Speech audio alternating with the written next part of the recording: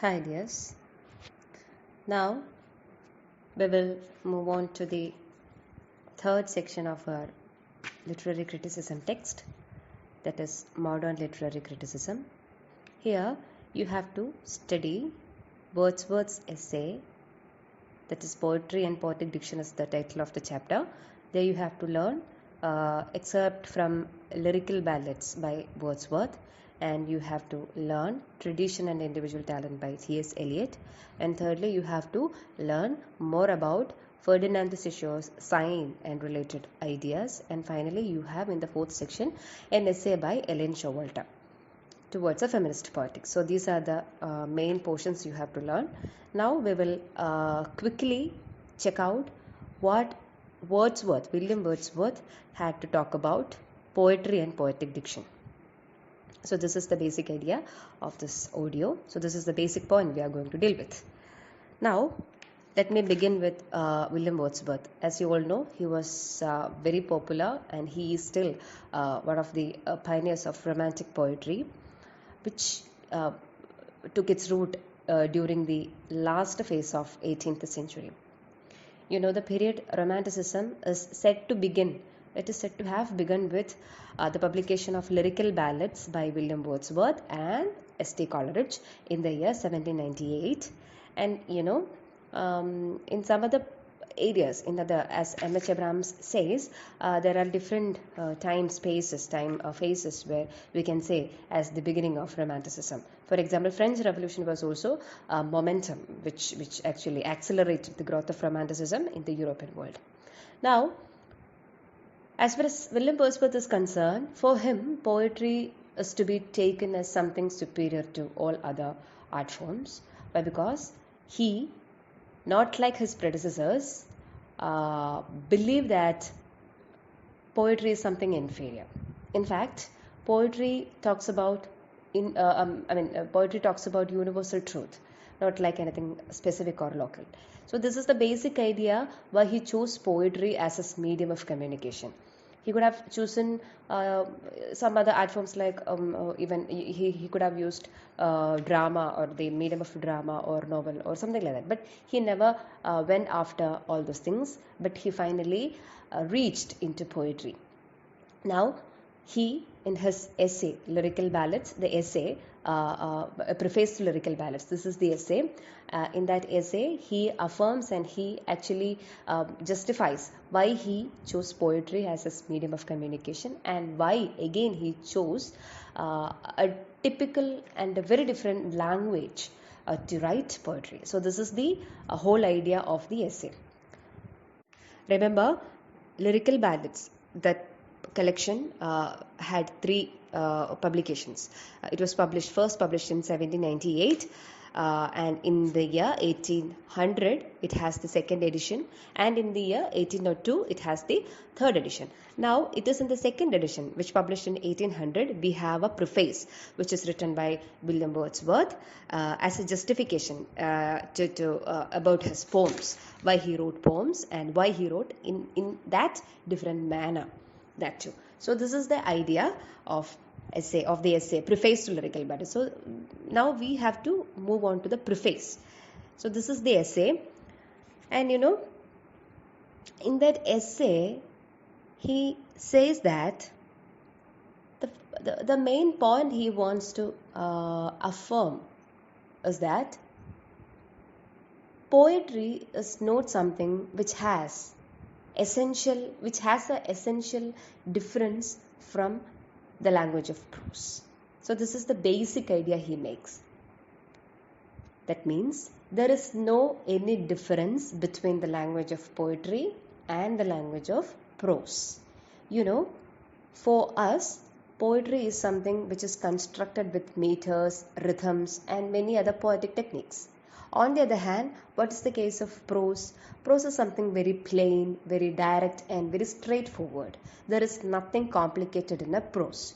You can just take the book and you can read fluently and you will be getting every minute information because everything is very evident and very clear. But you just go for a poem and you just read it. Most probably you will not understand it by a single reading. You need to reread it. then only you will get the hidden meanings in between the lines of a poetry. How does it happen, or why does it happen? Because we know that in poetry we use many figures of speech as similes, metaphors, personification, hyperbole, etc.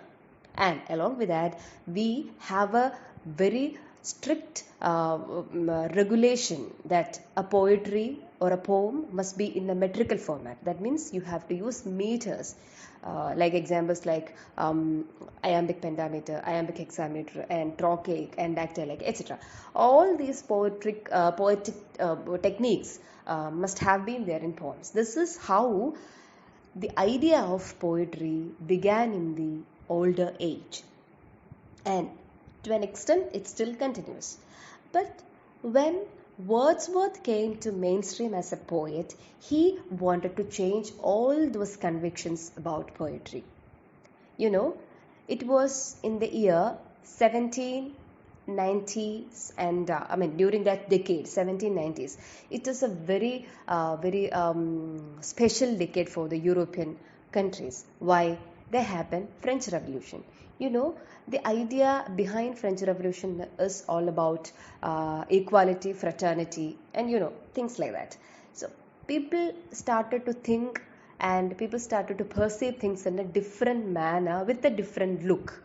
So they started to nurture a different outlook in every scenes. This might have influenced our Wordsworth too. He wanted to actually grab poetry from the clutches of neoclassical restrictions. Remember that neoclassicism is the prayer phase to romanticism. We have poets like Alexander Pope, John Dryden, and many others. They try to reconstruct, or they try to adapt, or in a sense they try to imitate the poetries or the poems of Horace and people like Horace, who lived during the classical age. This is what happened in the neoclassical age. And during that period, poets like Alexander Pope, Dryden, Thomas Gray, and many others used very strict rules and regulations to create poetry. But Wordsworth was not a person who liked rules and regulations like his predecessors did. This particular ideology made him write poetry in a different language. So we will quickly understand what were his objectives before he started writing the preface. First of all, I have already mentioned that it was in 1798 he published a collection of poetry. Altogether, they had 23 poems, 19 by Wordsworth and 4 by S.T. Coleridge. That means Samuel Taylor Coleridge, his co-author of lyrical ballads. But when he published those collections of poetry when he presented it to the mass, they were not ready to accept those poems. Why? Because they were all under the clutches of neoclassical writing. They were not able to understand why and for what reason this Wordsworth and Coleridge wrote poetry in such a way which actually distorts the neoclassical ideologies. And Wordsworth started to get negative reactions from the common readers, and finally he is forced to make a preface, or he is forced to justify why he wrote in that manner. This finally culminated in the preface to Lyrical Ballads. He says that I chose poetry because poetry is the finer spirit of all knowledge. He somewhat resembles the idea of Aristotle, as we have already stated before. That means he actually grabbing the idea. He actually owes Aristotle to this idea that poetry has a universal truth in it. That means poetry imbibes universal truth in it.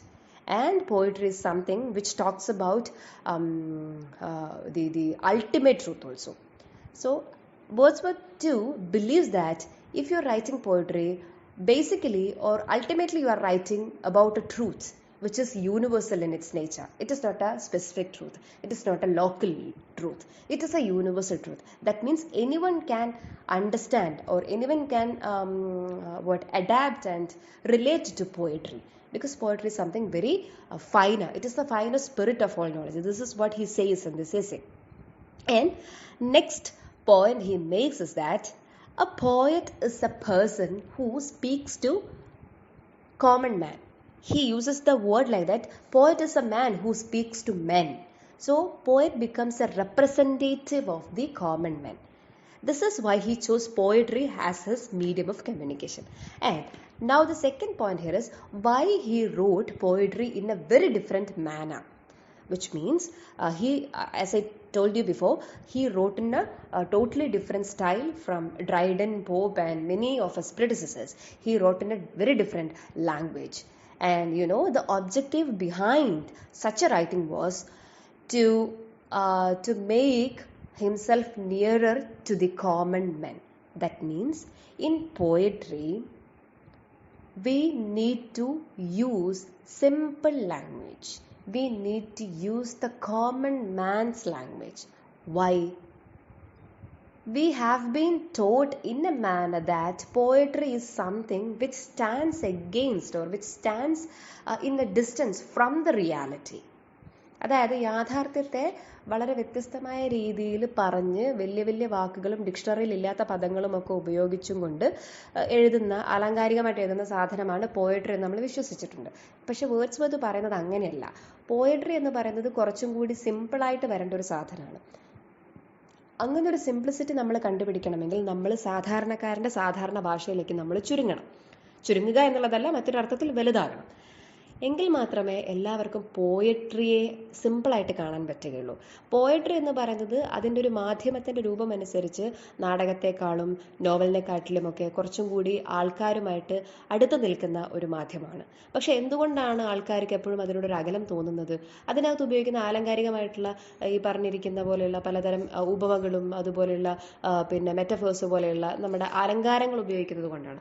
അപ്പം Wordsworth പറയുന്നത് അലങ്കാരങ്ങൾ ഉപയോഗിക്കേണ്ട എന്നല്ല, പക്ഷേ അത് ആ പോയട്രിക്ക് apt ആണെങ്കിൽ, ഒരു സിറ്റുവേഷന് ആപ്റ്റ് ആണെങ്കിൽ മാത്രമേ അത് ഉപയോഗിക്കാവൂ. അദ്ദേഹത്തിൻ്റെ പോയട്രിയിൽ, അദ്ദേഹത്തിൻ്റെ വർക്ക്സിൽ ഒരുപാട് പേഴ്സോണിഫിക്കേഷൻസും ഒരുപാട് സിമിലീസും ഒക്കെ കൊണ്ടുവന്നിട്ടുണ്ട്. ഇതൊന്നും ഇല്ല എന്നല്ല, പക്ഷേ അതൊക്കെ ആവശ്യത്തിനനുസരിച്ച് മാത്രമേ വേർഡ്സ്വർത്ത് കൊണ്ടുവന്നിട്ടുള്ളൂ. അപ്പം വേർഡ്സ്വർത്ത് പറയുന്നത് നിങ്ങൾ കുറച്ചും കൂടി സിമ്പിളായിട്ട് എഴുതി നോക്കൂ. അപ്പം നമുക്ക് തോന്നും എന്താണ് സിംപ്ലിസിറ്റി.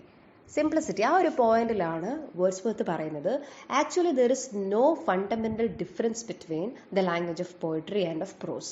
ഞാൻ നേരത്തെ പറഞ്ഞു, അതായത് ഒരു എസ്സേ, അതായത് ഒരു ഗദ്യവും പദ്യവും തമ്മിൽ വലിയ വ്യത്യാസമൊന്നും നമുക്ക് കണ്ടുപിടിക്കാനില്ല, തത്വത്തിലില്ല. പക്ഷെ ഒരൊറ്റ കാര്യത്തിലേ ഉള്ളൂ, പോയട്രി നമ്മൾ താളാത്മകമായിട്ട് പറയുന്നു അല്ലെങ്കിൽ പാടുന്നുവെങ്കിൽ ഗദ്യം നമുക്ക്, അല്ലെങ്കിൽ ഗദ്യത്തിൻ്റെ രൂപത്തിലുള്ള എഴുത്തുകൾ നമുക്ക് എന്ത് ചെയ്യാൻ പറ്റില്ല, പാടാൻ പറ്റില്ല. ആ ഒരൊറ്റ വ്യത്യാസം മാത്രമേ ഉള്ളൂ.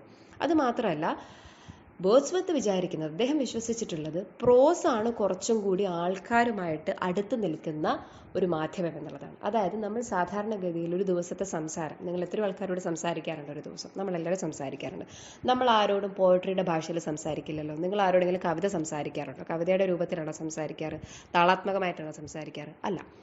നമ്മൾ നമ്മളുടേതായ രീതിയിൽ വളരെ സ്ട്രെയിറ്റ് ആയിട്ടാണ് സംസാരിക്കുക. ഇതാണ് നമ്മുടെ ഓർഡിനറി ലൈഫ്, അല്ലേ? ആ ഒരു വാക്ക് ശ്രദ്ധിക്കുക, ഓർഡിനറി ലൈഫ്, സാധാരണയായിട്ടുള്ള ജീവിതം. ഈ ജീവിതത്തിലുള്ള ഭാഷയിലൂടെ കാര്യങ്ങൾ പറഞ്ഞിട്ടില്ലെങ്കിൽ പിന്നെ എങ്ങനെയാണ് നമുക്ക് പറയാൻ പറ്റുക? So this is the second point he makes. ഇതാണ് അദ്ദേഹം പറയുന്ന അടുത്തൊരു കാര്യം. നിങ്ങൾ സിമ്പിളായിട്ടുള്ള ഭാഷ ഉപയോഗിക്കൂ. സിമ്പിളായിട്ടുള്ളതെന്ന് പറയുമ്പോൾ പ്രോസിൻ്റെ ഭാഷ ഉപയോഗിക്കൂ. എന്നാൽ നിങ്ങൾക്ക് എന്ത് ചെയ്യാം, അവിടെ മീറ്ററുകൾ ഉപയോഗിക്കാം, പറയുന്ന പോലെയുള്ള അലങ്കാരങ്ങളൊക്കെ ഉപയോഗിക്കാം. പക്ഷേ there is a condition, it must be very apt to poetry. മാത്രമല്ല, തൊട്ടു മുന്നേ ഞാൻ പറഞ്ഞതുപോലെ ഇങ്ങനെ പോയട്രി എഴുതുകയാണെങ്കിൽ ആ പോയറ്റ് എന്ന് പറയുന്നത് മറ്റാരെക്കാട്ടിലെയും നല്ലൊരു മാനസികാവസ്ഥയുള്ള ഒരു വ്യക്തിയാണ്. ആ ഒരു വ്യക്തി എന്ന് പറയുന്നത് നാട്ടുകാർക്ക് വേണ്ടി സംസാരിക്കുന്ന ഒരു പ്രതിനിധിയായിട്ട് മാറുന്നു.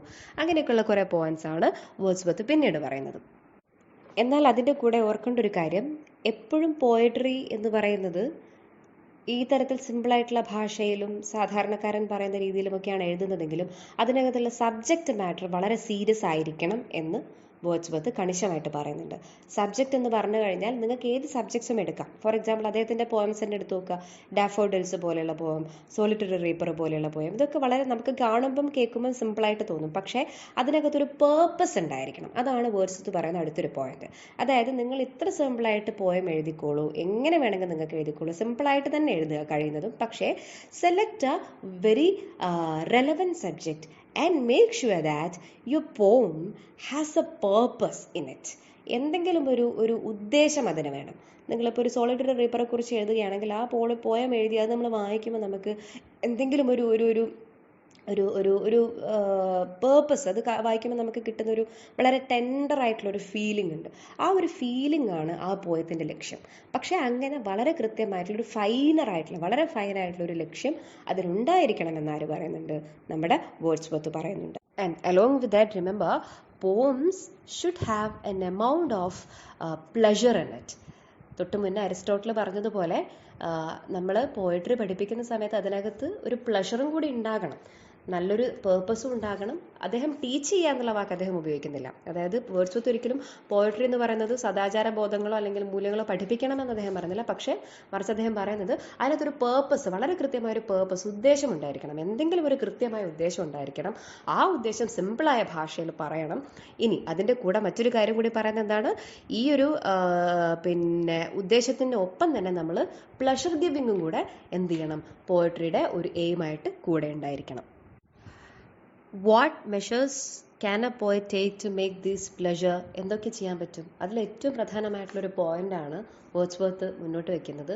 നിങ്ങൾ സിമ്പിളായിട്ട് ഉപയോഗിക്കുന്നു, സ്വാഭാവികമായിട്ട് നമുക്കൊരു അടുപ്പം ഫീൽ ചെയ്യും. ഇനി അതിൻ്റെ കൂടെ നമ്മളൊക്കെ ഹ്യൂമൻ ബീങ്സ് ആണ്. We are all children of the nature. So never exclude nature from the poetry. അതുകൊണ്ട് തന്നെയാണ് റൊമാൻറ്റിക് പോയട്രിയിൽ നമ്മൾ ഒരുപാട് നേച്ചുറൽ എലിമെൻറ്റ്സ് നമുക്ക് കാണാൻ പറ്റുന്നത്. നേച്ചുറൽ ആയിട്ടുള്ള ഒരുപാട് കാര്യങ്ങൾ നമുക്ക് കാണാൻ പറ്റും. Why? Because for them nature was not something that should be excluded from poetry or from any forms of writing.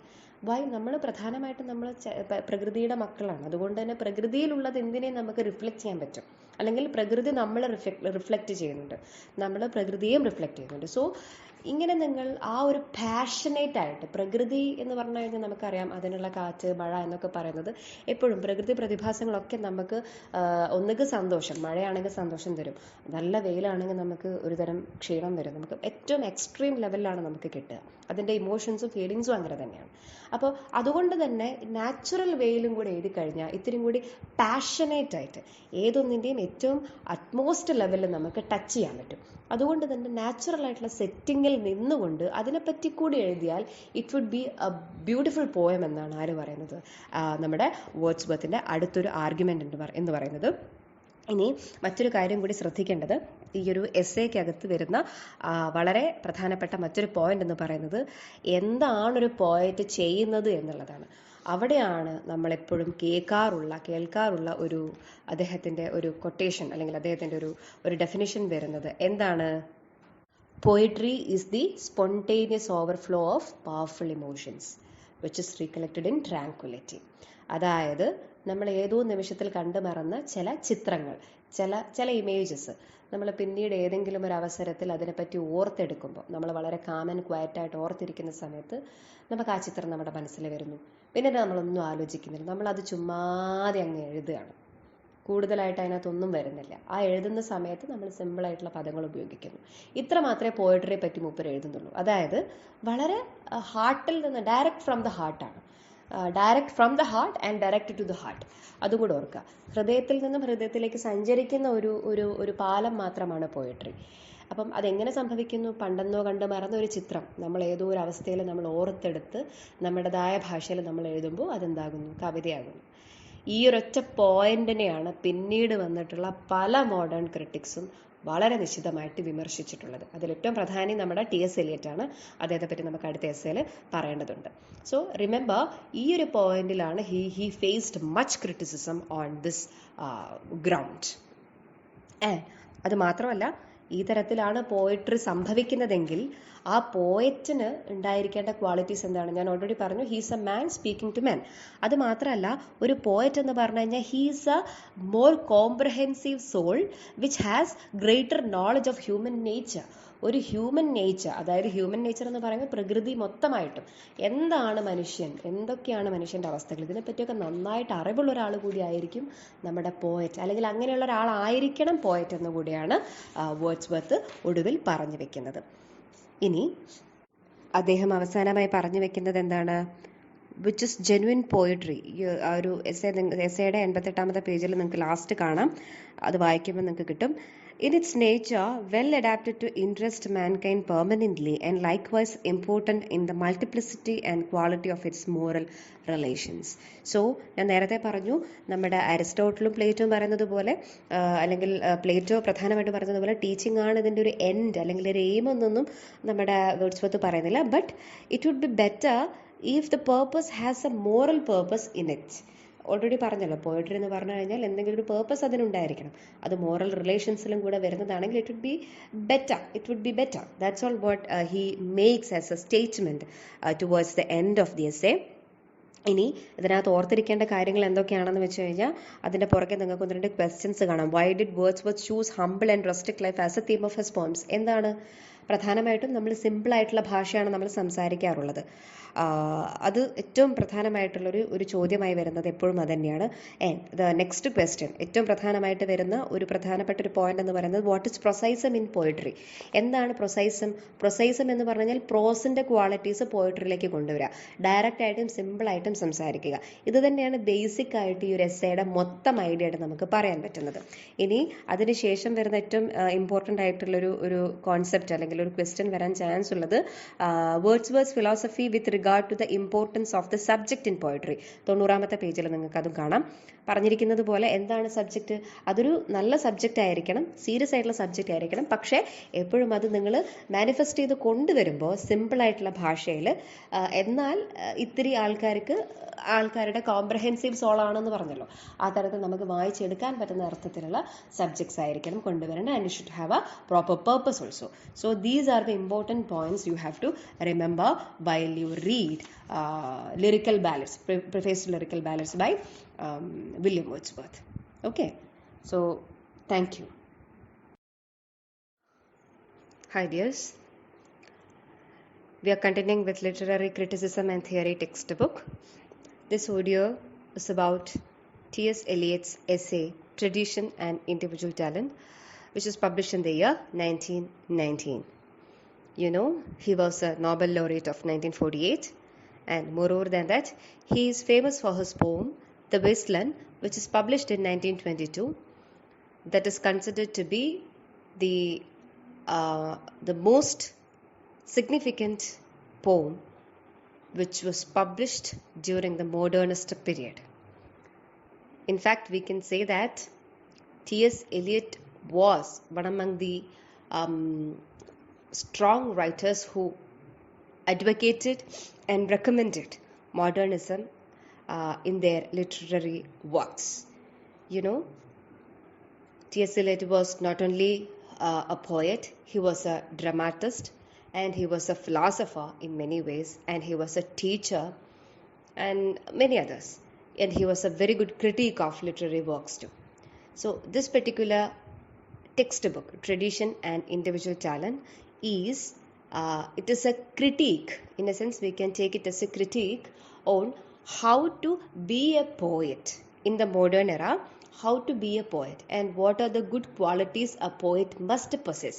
So all these things are discussed in this essay, Tradition and Individual Talent. Let us begin with the word tradition. You might have studied the essay in detail. It was published in the Egoist. It was the magazine. It was first published in 1919 in the magazine The Egoist, and later it was published in 1920, a year after, in another magazine, The Sacred Wood. Broadly, we can say T.S. Eliot divided the essay into 3 sections. Okay, you know, the first section is about concept of tradition. This is the complex word we have to deal with first. And the second section is about theory of impersonality. Now, the third and final section is conclusion, or concluding the aforesaid statements and his ideas. So this is the whole of the essay. The essay begins by saying, in English writing, we seldom speak of tradition, though we occasionally apply its name in deploring its absence. We cannot refer to the tradition or to a tradition. At most, we employ the adjective in saying that the poetry of so and so is traditional or even too traditional. you can see the word tradition happens many times there in the essay, many times there. Actually, it is occurring recurrently. Again and again, he is using the word tradition, which means the whole essay is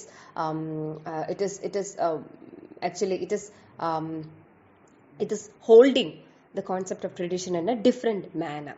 Okay, so understand what he talks as tradition. The first section is about tradition. എന്താണ് tradition? നമുക്കറിയാം, tradition എന്ന് പറഞ്ഞു കഴിഞ്ഞാൽ പൊതുവെ നമ്മൾ വിശ്വസിക്കുന്ന എന്താണ്? പൈതൃകം, ഇതുവരെ മുന്നേ തുടർന്ന് വന്നിരിക്കുന്ന പല കാര്യങ്ങളും നമ്മൾ ട്രഡീഷൻ എന്ന് വിളിക്കുന്നു, അല്ലേ? ഇപ്പം ഒരു കേരള സാരിയും മുണ്ടും ഒക്കെ ഇട്ട് കഴിഞ്ഞാൽ അത് ട്രഡീഷണൽ ആകുന്നു. അതുപോലെ തന്നെ ഇപ്പം തമിഴ്നാട്ടിലാണെങ്കിൽ മറ്റൊരു രീതിയിൽ, നമ്മൾ ഡ്രസ്സിൻ്റെ കാര്യത്തിൽ. ഇനി ഭക്ഷണത്തിൻ്റെ കാര്യത്തിൽ നമ്മൾ നാടൻ ഭക്ഷണങ്ങളും സദ്യയൊക്കെ കഴിക്കുന്നതാണെങ്കിൽ അത് ട്രഡീഷൻ. ഇപ്പം നിങ്ങൾ പുറത്തുള്ള ഭക്ഷണങ്ങൾ കഴിക്കുകയാണെങ്കിൽ അത് വേറൊരു സ്റ്റൈൽ, മോഡേൺ ആകുന്നു. അപ്പം ഇതാണ് പൊതുവെ നമ്മൾ ട്രഡീഷൻ എന്ന് പറയുമ്പോൾ നമ്മൾ വിചാരിക്കുന്നത്. പക്ഷേ എലിയറ്റിനെ സംബന്ധിച്ചിടത്തോളം, as fir S literature is concerned, ഒരു എഴുത്തിനെ സംബന്ധിച്ചിടത്തോളം എന്താണ് സാഹിത്യം, എങ്ങനെയാണ് സാഹിത്യം എന്നൊക്കെയുള്ള ഒരു കാഴ്ചപ്പാടിൽ നോക്കുമ്പോൾ ട്രഡീഷൻ എന്ന് പറയുന്ന വാക്കിന് മറ്റൊരു മീനിങ് ഉണ്ട്. എന്താണ് ട്രഡീഷൻ? What is tradition? നമുക്ക് വേറൊരു അർത്ഥത്തിൽ സിമ്പിളായിട്ട് പറയാൻ പറ്റും. ട്രഡീഷൻ എന്ന് പറഞ്ഞു കഴിഞ്ഞാൽ മുന്നേ നടന്നു പോയ കാര്യങ്ങളെ പറ്റിയുള്ള ഒരു ധാരണയാണ് ട്രഡീഷൻ, അല്ലേ? അല്ലെങ്കിൽ അതിനെ തുടർന്ന് വന്നുകൊണ്ടിരിക്കുന്ന ആ ഒരു പോയിന്റിനെ നമ്മൾ ട്രഡീഷൻ എന്ന് വിളിക്കുന്നു. സോ ഇവിടെ ടേസിലിറ്റ് പറയുന്നത്, ട്രഡീഷൻ എന്ന് പറഞ്ഞു കഴിഞ്ഞാൽ മുന്നേ ഉള്ള കാര്യങ്ങളെ കണ്ടിട്ട് അത് അതുപോലെ തന്നെ അനുകരിക്കുന്നതല്ല ട്രഡീഷൻ. മറിച്ച് ട്രഡീഷൻ എന്ന് പറയുന്നത് it is simply a historical sense. So please note that word, historical sense. അതായത് knowledge about the past and the present and the presence of the past. So ഈ മൂന്ന് കാര്യങ്ങളെ പറ്റിയുള്ള ധാരണയാണ് ട്രഡീഷൻ എന്ന് വെച്ച് കഴിഞ്ഞാൽ. അതായത് the historical sense involves a perception not only of the pastness of the past but of its presence. അതായത് മുന്നേ നടന്നു പോയിട്ടുള്ള കാര്യങ്ങൾ, നമുക്ക് മുന്നേ എഴുതി പോയിട്ടുള്ള എഴുത്തുകാരുടെ ചരിത്രം, അവരെന്തൊക്കെയാണ് പറഞ്ഞിട്ടുള്ളത്, അവരേതൊക്കെ രീതിയിലാണ് കാര്യങ്ങളെപ്പറ്റി സംസാരിച്ചിട്ടുള്ളത്, സാഹിത്യത്തെ അവരേതൊക്കെ രീതിയിലാണ് കൈകാര്യം ചെയ്തിട്ടുള്ളത്, ഇങ്ങനെയുള്ള ചരിത്രപരമായിട്ടുള്ള ഒരു അറിവ്, ആ അറിവിൻ്റെ ഇന്നത്തെ രൂപാന്തരണം എന്ത്, അല്ലെങ്കിൽ ആ അറിവിൽ നിന്ന് എത്രത്തോളം മാറിയിട്ടാണ് ഇന്നത്തെ എഴുത്തുകാർ നിൽക്കുന്നത്. ഇപ്പം നമ്മൾ നേരത്തെ കുറേ പ്ലേറ്റോനെയും അരിസ്റ്റോട്ടലിനെയും ഒക്കെ കണ്ടു. അവരിൽ നിന്നൊക്കെ വ്യത്യസ്തമായിട്ട് എങ്ങനെയാണ് മോഡേണിസത്തിനകത്ത് പോയിട്രി നിൽക്കുന്നത്. ഇനി ഇന്ന് നിൽക്കുന്ന പോയട്രിയെ പറ്റി മാത്രം പഠിച്ചിട്ട് കാര്യമില്ല, എങ്ങനെ അവിടെ എത്തിപ്പെട്ടു, എന്താണ് അതിൻ്റെ ഒരു വഴി, എന്താണ്, ഇങ്ങനെയുള്ള ഒരുപാട് നോളജും ഇൻഫർമേഷനും കൂടി ചേർന്നിരിക്കുന്ന ആ ഒരു പ്രോസസ്സിനെയാണ് നമ്മുടെ TS ലിറ്റ് ട്രഡീഷൻ എന്ന വാക്കുകൊണ്ട് ഉദ്ദേശിക്കുന്നത്, അല്ലെങ്കിൽ മനസ്സിലാക്കിപ്പിക്കുന്നത്, അല്ലെങ്കിൽ അദ്ദേഹം മുന്നോട്ട് വയ്ക്കുന്ന ആശയം അങ്ങനെയാണ്. പൈതൃകം എന്നുള്ള ഒരു അർത്ഥത്തിലല്ല. അത് മാത്രമല്ല, TS ലിറ്റ് പറയുന്നൊരു കാര്യമുണ്ട്, when you are attempting to write something, tradition or the concept of tradition must positively be disregarded. അതായത് നമ്മളിപ്പോൾ ഒരു കഥയോ കവിതയോ ഒക്കെ എഴുതാൻ പോവുകയാണെങ്കിൽ ഇതിന് മുന്നേ ആൾക്കാർ എഴുതിയിട്ടുള്ളത് പോലെ എഴുതുക. ആ ഒരു ഇമിറ്റേഷൻ ഉണ്ടല്ലോ, ആ ഒരു ഇമിറ്റേഷൻ, പണ്ട് ഇപ്പം എഴുത്തച്ഛൻ എഴുതിയ പോലെ ഞാൻ എഴുതുക, അത് എഴുത്തച്ഛനെയാണ് ഞാൻ ഇമിറ്റേറ്റ് ചെയ്യുന്നത്, എൻ്റെ സ്വന്തമായിട്ട് അതിനകത്തൊന്നും ഉണ്ടാവില്ല. അപ്പം ആ തരത്തിൽ ട്രഡീഷനെ നമ്മൾ ഡിസ്റിഗാർഡ് ചെയ്യുകയാണ് ചെയ്യേണ്ടത്. എന്നാൽ അതേസമയം നിങ്ങളിപ്പോൾ പുതിയതായിട്ടൊരു പോയട്രി എഴുതുകയാണെങ്കിൽ എന്താണ് എഴുത്തച്ഛൻ എഴുതിയിട്ടുള്ളത്, ആ എഴുത്തച്ഛനിൽ നിന്ന് നമ്മൾ എത്ര ദൂരം സഞ്ചരിച്ച് ഇപ്പം നമ്മൾ എത്തി നിൽക്കുന്നു എന്നുള്ള ധാരണ നമ്മൾക്ക് ഓരോരുത്തർക്കും വേണം. ആ ഒരു പോയിന്റ് ക്ലിയർ ആയല്ലോ? ഇതാണ് ട്രഡീഷൻ. എഴുത്തച്ഛൻ എഴുതിയതുപോലെ എഴുതുകയല്ല, മറിച്ച് എഴുത്തച്ഛൻ എന്തായിരുന്നു എഴുതിയത്, എഴുത്തച്ഛനിൽ നിന്ന് എത്ര ദൂരം നമ്മൾ സഞ്ചരിച്ചു, and what is the condition of Ezhuthachan today, and നമ്മൾ എങ്ങനെയാണ് അതിനെ അനലൈസ് ചെയ്യുന്നത്. ഈ തരത്തിലുള്ള ഒരു ഐഡിയാസും കൂടെ വരുമ്പോഴാണ് നമ്മൾ ട്രഡീഷൻ എന്ന് പറയുന്ന വാക്കിൻ്റെ പൂർണ്ണാർത്ഥത്തിൽ നമ്മൾ എത്തുന്നത്. ഈ ഒരു ഇൻഫർമേഷനും നോളജും നമുക്ക് എങ്ങനെയാണ് കിട്ടുന്നത്? It is through A continuous hard working process that we will acquire knowledge and information about the past and the tradition. ഒരിക്കലും ഒരു പോയറ്റ് ഞാൻ ചുമ്മാ ഇപ്പം നേരത്തെ വേർഡ്സ്വർത്ത് പറഞ്ഞതുപോലെ ഒരു ഇമോഷൻ്റെ ബേസിസിൽ ഒരു പോയം എഴുതി കഴിഞ്ഞാൽ അതൊരിക്കലും ഒരു നല്ല പോയം ആവില്ല എന്നുള്ള ആ ഒരു കാഴ്ചപ്പാടാണ് എലിയറ്റിനുള്ളത്. അതായത് ചുരുക്കി പറഞ്ഞു കഴിഞ്ഞാൽ റൊമാൻറ്റിസിസത്തിനകത്തുള്ള ഐഡിയയെ മറ്റൊരർത്ഥത്തിൽ നേരെ നെഗേറ്റ് ചെയ്തുകൊണ്ട്, അതിനെ മുഴുവനായിട്ട് എതിർത്തുകൊണ്ടാണ് TS എലിയറ്റ് തൻ്റെ ഈ എസ്സേയിൽ പറയുന്നത്. ഒരിക്കലും സ്പോണ്ടേനിയസ് ഓവർഫ്ലോ ഓഫ് പവർഫുൾ ഇമോഷനകത്ത് നിന്ന് നമുക്ക് നല്ലൊരു പോയം ഉണ്ടാക്കിയെടുക്കാൻ പറ്റില്ല. നല്ലൊരു പോയം ഉണ്ടാക്കണമെങ്കിൽ നമ്മൾ കണ്ടിന്യൂസ്ലി നമ്മൾ വർക്ക് ചെയ്തുകൊണ്ടേയിരിക്കണം, നമ്മുടെ ബ്രെയിൻ വർക്ക് ചെയ്തുകൊണ്ടേയിരിക്കണം, നമ്മുടെ ജ്ഞാനം, നമ്മുടെ ബുദ്ധിയൊക്കെ വർക്ക് ചെയ്തുകൊണ്ടിരിക്കണം. അങ്ങനെയുള്ളൊരു വർക്കിനകത്ത് ഒരു പോയറ്റ് സ്വയം എന്താണ് ഹോമിക്കപ്പെടുന്നുണ്ട്, സ്വയം സാക്രിഫൈസ് ചെയ്യപ്പെടുന്നുണ്ട്, ത്യാഗം ചെയ്യപ്പെടുന്നുണ്ട്, സ്വയം ത്യാഗം ചെയ്യപ്പെടുന്നുണ്ട്.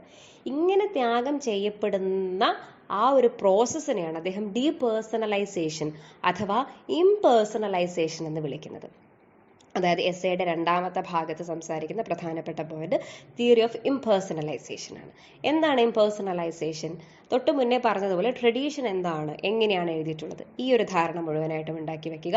എന്നിട്ട് നമ്മൾ എന്ത് ചെയ്യുക, നമ്മുടേതായ ഇൻഡിവിജ്വാലിറ്റി വെച്ചുകൊണ്ട്, നമ്മളുടെ സ്വന്തമായിട്ടുള്ള കുറേ കാര്യങ്ങൾ വെച്ചുകൊണ്ട് എഴുതുക. ഇവിടെ പറയുന്ന ഒരു പോയിന്റ് അദ്ദേഹം പറയുന്നുണ്ട്, ട്രഡീഷനെ നമ്മൾ പോസിറ്റീവ്ലി നമ്മൾ അതിനെ ഡിസ്റിഗാർഡ് ചെയ്യണമെന്ന് എലിയറ്റ് പറയുന്നുണ്ട് എങ്കിലും ഈ തരത്തിൽ പിന്നെ പഴയ എഴുത്തുകാരൻ, നിങ്ങളിപ്പോൾ പുതിയ എഴുതുമ്പോൾ എഴുത്തച്ഛൻ്റെ ഇൻഫ്ലുവൻസ് നിങ്ങൾക്കുണ്ടെങ്കിൽ, അല്ലെങ്കിൽ എഴുത്തച്ഛൻ എഴുതിയതിനെ പറ്റി നിങ്ങൾക്ക് അറിയാമെങ്കിൽ സ്വാഭാവികമായിട്ടും നിങ്ങൾ എഴുതുന്ന സ്ഥലത്ത് എവിടെയെങ്കിലും എഴുത്തച്ഛൻ്റെ ഒരു സ്വാധീനം നിങ്ങൾക്കുണ്ടാവും. അത് വളരെ പോസിറ്റീവാണെന്നാണ് ആര് പറയുന്നത്, എലിയറ്റ് പറയുന്നത്. എന്തുകൊണ്ടാണ്? അത് വായിക്കുമ്പം വായിക്കുന്ന ആൾക്ക് മനസ്സിലാവുന്ന എന്താണ്, ഈ പോയറ്റിന് എല്ലാത്തിനെ പറ്റിയിട്ടും നല്ലൊരു ജ്ഞാനമുണ്ട്, ഹീസ് എ സ്കോളർലി പേഴ്സൺ എന്നുള്ളത് വായനക്കാരന് വ്യക്തമാകുന്നു. അതുകൊണ്ട് തന്നെ ആ ഒരു അർത്ഥത്തിൽ ആ ഒരു ഇൻഫ്ലുവൻസ് വരുന്നതിൽ തെറ്റില്ല. പക്ഷെ മറിച്ച് എന്താവരുത്, എഴുത്തച്ഛനെ നേരിട്ട് ഇമിറ്റേറ്റ് ചെയ്യുന്നത് തെറ്റാണ്. ആ തരത്തിലുള്ള ട്രഡീഷൻ ആണെങ്കിൽ ആ പ്രാക്ടീസ് നമ്മൾ ഒഴിവാക്കണം. ഇനി ആ തരത്തിലുള്ള പ്രാക്ടീസ് ഒഴിവാക്കണമെങ്കിൽ ഒരു വഴിയേ ഉള്ളൂ. ഈ ജ്ഞാനം ഉണ്ടാക്കുന്ന കൂട്ടത്തിൽ, ട്രഡീഷനെയും പാസ്റ്റിനെയും പറ്റിയും അറിയുന്ന കൂട്ടത്തിൽ ഒരു കാര്യം കൂടി ചെയ്യുക, നിങ്ങൾ സ്വയമേവ വർക്ക് ചെയ്യുക. അതായത് എഴുത്തുകാർ സ്വന്തം വർക്ക് ചെയ്ത് അവനവൻ്റെ റൈറ്റിംഗ് സ്കില്ലിനെ അതിനെ ക്രാഫ്റ്റ് ചെയ്ത് എടുക്കുക. ആ ഒരു പ്രോസസ്സിനെയാണ് നമ്മളുടെ TS Eliot ഇംപേഴ്സണലൈസേഷൻ അഥവാ തിയറി ഓഫ് ഡീപേഴ്സണലൈസേഷൻ എന്ന് വിളിക്കുന്നത്. ആ വാക്കിൽ നിന്ന് തന്നെ അർത്ഥം മനസ്സിലാവും, സ്വന്തമായിട്ടുള്ള ആ ഒരു ഐഡന്റിറ്റി പൂർണ്ണമായിട്ടും ഇല്ലാതാകുന്ന ആ ഒരു മൊമെന്റ്. നിങ്ങളൊരു നല്ല പോയറ്റോ നല്ല എഴുത്തുകാരനോ ആവുകയാണെങ്കിൽ സംഭവിക്കുന്നത് അതാണ്. അല്ലാതെ വേർഡ്സ്വർത്ത് പറയുന്നത് പോലെ ഒരു മൊമെന്റിൽ തോന്നുന്ന കാര്യമല്ല നിങ്ങൾ എഴുതേണ്ടത്. നിങ്ങൾ ആലോചിക്കുക, ചിന്തിക്കുക, അതിൻ്റെ വരും വരായികകളെ പറ്റി ആലോചിക്കുക, അതിൻ്റെ പാസ്റ്റിനെ പറ്റി, അതിൻ്റെ ചരിത്രത്തെ പറ്റി അറിയുക, അതിൻ്റെ ഡയനാമിക്സിനെ പറ്റി അറിയുക. ഇതൊക്കെ ആലോചിച്ചുകൊണ്ട് നിങ്ങൾ എഴുതുക. എന്നാൽ എഴുതുന്ന സമയത്ത് എന്തും കൂടെ ചെയ്യണം. ഇവിടെയാണ് അദ്ദേഹത്തിൻ്റെ വളരെ പ്രസിദ്ധമായിട്ടുള്ള ഒരു കമ്പാരിസൺ സംഭവിക്കുന്നത്. ഒരു സയന്റിഫിക് പ്രോസസ്സ് അദ്ദേഹം ഈ ഒരു സെക്കൻഡ് സെക്ഷനിൽ അദ്ദേഹം ഇൻട്രൊഡ്യൂസ് ചെയ്യുന്നുണ്ട്. എന്താണ്? നമ്മുടെ മൈൻഡ്, അതായത് പോയറ്റിന്റെ mind, the poet's mind is the catalyst. എന്താണ് കാറ്റലിസ്റ്റ്? സയന്റിഫിക്കലി നിങ്ങൾക്ക് അറിയാമായിരിക്കും, രണ്ട് സംയുക്തങ്ങൾ തമ്മിലുള്ള ആ ഒരു രാസപ്രവർത്തനത്തെ, കെമിക്കൽ റിയാക്ഷൻ, അത് ത്വരിതപ്പെടുത്താൻ വേണ്ടിയിട്ട്, അത് ആക്സിലറേറ്റ് ചെയ്യാൻ വേണ്ടിയിട്ട് നമ്മൾ കൊടുക്കുന്ന ഒരു ഉപകരണമാണ് കാറ്റലിസ്റ്റ് എന്ന് പറയുന്നത്, ഒരു ലോഹമാണ് കാറ്റലിസ്റ്റ് എന്ന് പറയുന്നത്. ഇവിടെ നമ്മുടെ എലിയറ്റ് പറയുന്നത് പോയറ്റിന്റെ മൈൻഡ് ആ തരത്തിലൊരു കാറ്റലിസ്റ്റ് ആയിട്ട് മാറണം. രണ്ട് സംയുക്തങ്ങൾ എന്ന് പറയുന്നത് എന്താണ്? നമ്മുടെ ഇമോഷൻസും നമ്മുടെ ഫീലിങ്സുമാണ്. അല്ലെങ്കിൽ മറ്റൊരർത്ഥത്തിൽ പറഞ്ഞു കഴിഞ്ഞാൽ നമ്മുടെ ഹിസ്റ്റോറിക്കൽ സെൻസും നമ്മുടെ ഇൻഡിവിജ്വൽ ആയിട്ടുള്ള ടാലൻസുമാണ്. ഇതിനെ രണ്ടിനെയും മിക്സ് ആക്കുന്ന, അല്ലെങ്കിൽ ഇതിൽ രണ്ടിൽ നിന്നും വ്യതിചലിച്ചു പോകുന്ന, വളരെ ഒബ്ജക്റ്റീവായി നിന്നുകൊണ്ട് കാര്യങ്ങളെ കാണാൻ പറ്റുന്ന ഒരു മനസ്സായിട്ട് മാറണം ഒരു എഴുത്തുകാരൻ്റെത് എന്നാണ് പറയുന്നത്. ഇവിടെ ക്രിറ്റിസിസത്തിനെ പറ്റിയും കൂടി നമ്മുടെ TS Eliot സംസാരിക്കുന്നുണ്ട്. അതായത് നല്ലൊരു പോയം, ട്രഡീഷനെ പറ്റി നല്ല ധാരണയും ജ്ഞാനമുള്ള ആളൊരു പുതിയ പോയം എഴുതുകയാണ്. ആ പോയം എന്ന് പറയുന്നത് sometimes it will be a good poem or bad poem, അത് it is up to the readers. But whenever you are criticizing it, remember that you are not criticizing the poet but the poem. എന്തുകൊണ്ടാണ്? Poet എന്ന് പറയുന്നത് ഒരു വ്യക്തിയാണ്. വ്യക്തിക്ക് എങ്ങനെ പോയി കഴിഞ്ഞാലും അയാളുടേതായ കുറേ കാര്യങ്ങളൊക്കെ ഉണ്ട്. പക്ഷെ പോം എന്ന് പറയുന്നത് whatever it may be, whoever it writes, whatever may be the condition and everything, എന്താണെങ്കിലും whatever it may be, remember that the poem must be a representation of the past. That means the tradition, but make sure that it stands distinguishable from the past itself. അതായത് ചരിത്രത്തിൽ നിന്നും പൈതൃകത്തിൽ നിന്നും വേറിട്ട് നിൽക്കുന്ന, തെന്നി നിൽക്കുന്ന ഒരു സ്വന്തം ഐഡന്റിറ്റി ഉള്ള ഒരു പോയമാണോ അത് എന്നുള്ളത് ഉറപ്പിക്കുക. എന്നിട്ട് അതില്ല എങ്കിൽ പോയറ്റിനെ ക്രിട്ടിസൈസ് ചെയ്യുക. ഒരിക്കലും പോയറ്റിനെ ക്രിട്ടിസൈസ് ചെയ്യരുത് എന്ന് വ്യക്തമായിട്ട് രണ്ടാമത്തെ സെക്ഷനിൽ നമ്മുടെ TS Eliot സംസാരിക്കുന്നുണ്ട്. ഇതാണ് രണ്ടാമത്തെ സെക്ഷനകത്തുള്ള പ്രധാനപ്പെട്ട പോയിന്റ്. ആദ്യത്തെ സെക്ഷനിൽ എന്താണ് ട്രഡീഷൻ എന്ന് പറയുന്നു, അതൊരു ഹിസ്റ്റോറിക്കൽ സെൻസ് ആണ്. ആ ഹിസ്റ്റോറിക്കൽ സെൻസ് എന്ന് പറയുന്നത് നമ്മൾ കണ്ടിന്യൂസ് ആയിട്ട് നമ്മൾ നന്നായി വായിച്ച് പഠിച്ച് എഴുതി മനസ്സിലാക്കിയെടുക്കേണ്ട ഒരു കാര്യമാണ്. ഹിസ്റ്റോറിക്കൽ സെൻസ് എന്ന് പറയുമ്പോൾ പണ്ടുള്ള ആൾക്കാർ എന്ത് എഴുതി, ഇന്നത്തെ അതിൻ്റെ സ്ഥിതി എന്താണ്, എങ്ങനെയാണ് നമുക്ക് അതിൽ നിന്ന് പുതിയത് ഉണ്ടാക്കിയെടുക്കാൻ പറ്റുക. അവിടെയാണ് ഇൻഡിവിജ്വൽ ടാലന്റ് എന്ന് പറയുന്നൊരു വേർഡ് കൂടെ വരുന്നുണ്ട്. ഈ ഇൻഡിവിജ്വൽ ടാലന്റ് എന്ന് പറഞ്ഞു കഴിഞ്ഞാൽ എന്താണ്? ഈ നമ്മുടെ ഇമോഷൻസിനെയും നമ്മുടെ ഫീലിങ്സിനെയും നമ്മുടെ അറിവിനെയും നമ്മുടെ കഴിവിനെയും ബാലൻസ് ചെയ്ത് നിർത്താൻ പറ്റുന്ന തരത്തിൽ നമ്മുടെ മൈൻഡ് വർക്ക് ചെയ്യണം. അങ്ങനെ മൈൻഡ് വർക്ക് ചെയ്തിട്ട് നമ്മളൊരു ഒബ്ജക്റ്റീവ് സ്റ്റാൻഡ് എടുക്കണം. അതായത് എഴുതുന്ന പോയവും നമ്മൾ തമ്മിൽ യാതൊരു ബന്ധവുമില്ല. For example, TS. ഇലിയറ്റിന്റെ തന്നെ വേസ്റ്റ്ലാൻഡ് എന്ന് പറയുന്നൊരു പോയം എടുക്കുക. അതിനകത്ത് റെഫറൻസുകളുടെ മഴയാണ്, ഒരുപാട് റെഫറൻസുകൾ ആ പോയതിനകത്തുണ്ട്. പക്ഷേ ടി.എസ്. ഇലിയറ്റ് എഴുതിയിരിക്കുന്നത് ഒരു മോഡേൺ റൈറ്ററായിട്ട് അല്ലെങ്കിൽ മോഡേണിസ്റ്റ് ആയിട്ട് അതിൻ്റെ നാട്ടിൽ നടക്കുന്ന കാര്യങ്ങളെപ്പറ്റി മേലെ ഒരു ഒമ്നി പ്രസന്റ് ആയി നിന്നുകൊണ്ടാണ് ടി.എസ്. ഇലിയറ്റ് ആ ഒരു പോയം മുഴുവൻ എഴുതിയിരിക്കുന്നത്. ഇത് തന്നെയാണ് അദ്ദേഹം ഉദ്ദേശിച്ചിട്ടുള്ളതും. ഒബ്ജക്റ്റീവായിട്ട് പറയാനുള്ള ഒരു കഴിവ് ഏതൊരു പോയത്തിനും ഏതൊരു പോയത്തെയും ഈ തരത്തിൽ വസ്തുനിഷ്ഠമായിട്ട് സംസാരിക്കാൻ പറ്റണം, കാണാൻ പറ്റണം. പക്ഷെ അതിനെന്തുണ്ട്, നിങ്ങൾ വസ്തുനിഷ്ഠമാകുന്നുവെങ്കിലും ആ ഒരു പ്രോസസ്സിൽ നിങ്ങൾ എത്തിച്ചേരുന്നത് ഒരുപാട് പഠനങ്ങൾക്ക് ശേഷമായിരിക്കണം. ഇതാണ് അദ്ദേഹം പറയുന്ന രണ്ടാമത്തെ പ്രധാനപ്പെട്ട പോയിന്റ്. എന്താണ് മൂന്നാമത്തെ പോയിന്റ്, അതായത് മൂന്നാമത്തെ സെക്ഷൻ എന്താണ് പറയുന്നത്? മൂന്നാമത്തെ സെക്ഷൻ ആരംഭിക്കുന്നത് അരിസ്റ്റോട്ടലിന്റെ ദി എനിമ എന്ന് പറയുന്നത്, അഥവാ ഓൺ ദി സോൾ എന്ന് പറയുന്ന ഒരു പുസ്തകത്തിനകത്തുള്ള ഒരു കൊട്ടേഷൻ വെച്ചിട്ടാണ്. The mind is doubtless something more divine and less subject to passion. അദ്ദേഹം പറയുന്നത് എന്താണ്? Aristotle കടമെടുത്തുകൊണ്ട് TS. ഇലിയറ്റ് സംസാരിക്കുകയാണ്. നമ്മുടെ മൈൻഡ്, ഓൾറെഡി മൈൻഡിനെ പറ്റി അദ്ദേഹം തൊട്ട് മുന്നത്തെ സെക്ഷനിൽ സംസാരിച്ചു. മൈൻഡിന് എന്തിനുള്ള കപ്പാസിറ്റി ഉണ്ട്? ഒബ്ജക്റ്റീവായി നിൽക്കാനുള്ള ഒരു കപ്പാസിറ്റി മൈൻഡിനുണ്ട്, അല്ലെങ്കിൽ നമുക്കത് ഉണ്ടാക്കിയെടുക്കാൻ പറ്റും. അത്രയ്ക്കും പോസിബിലിറ്റീസും പൊട്ടൻഷ്യലുള്ള സാധനമാണ് മൈൻഡ്. അരിസ്റ്റോട്ടിൽ പറഞ്ഞിരിക്കുന്നത് എന്താണ്? മൈൻഡ് എന്ന് പറയുന്നത് മോർ ഡിവൈൻ, കുറച്ചും കൂടി ദൈവികതയുള്ളൊരു സാധനമാണ്.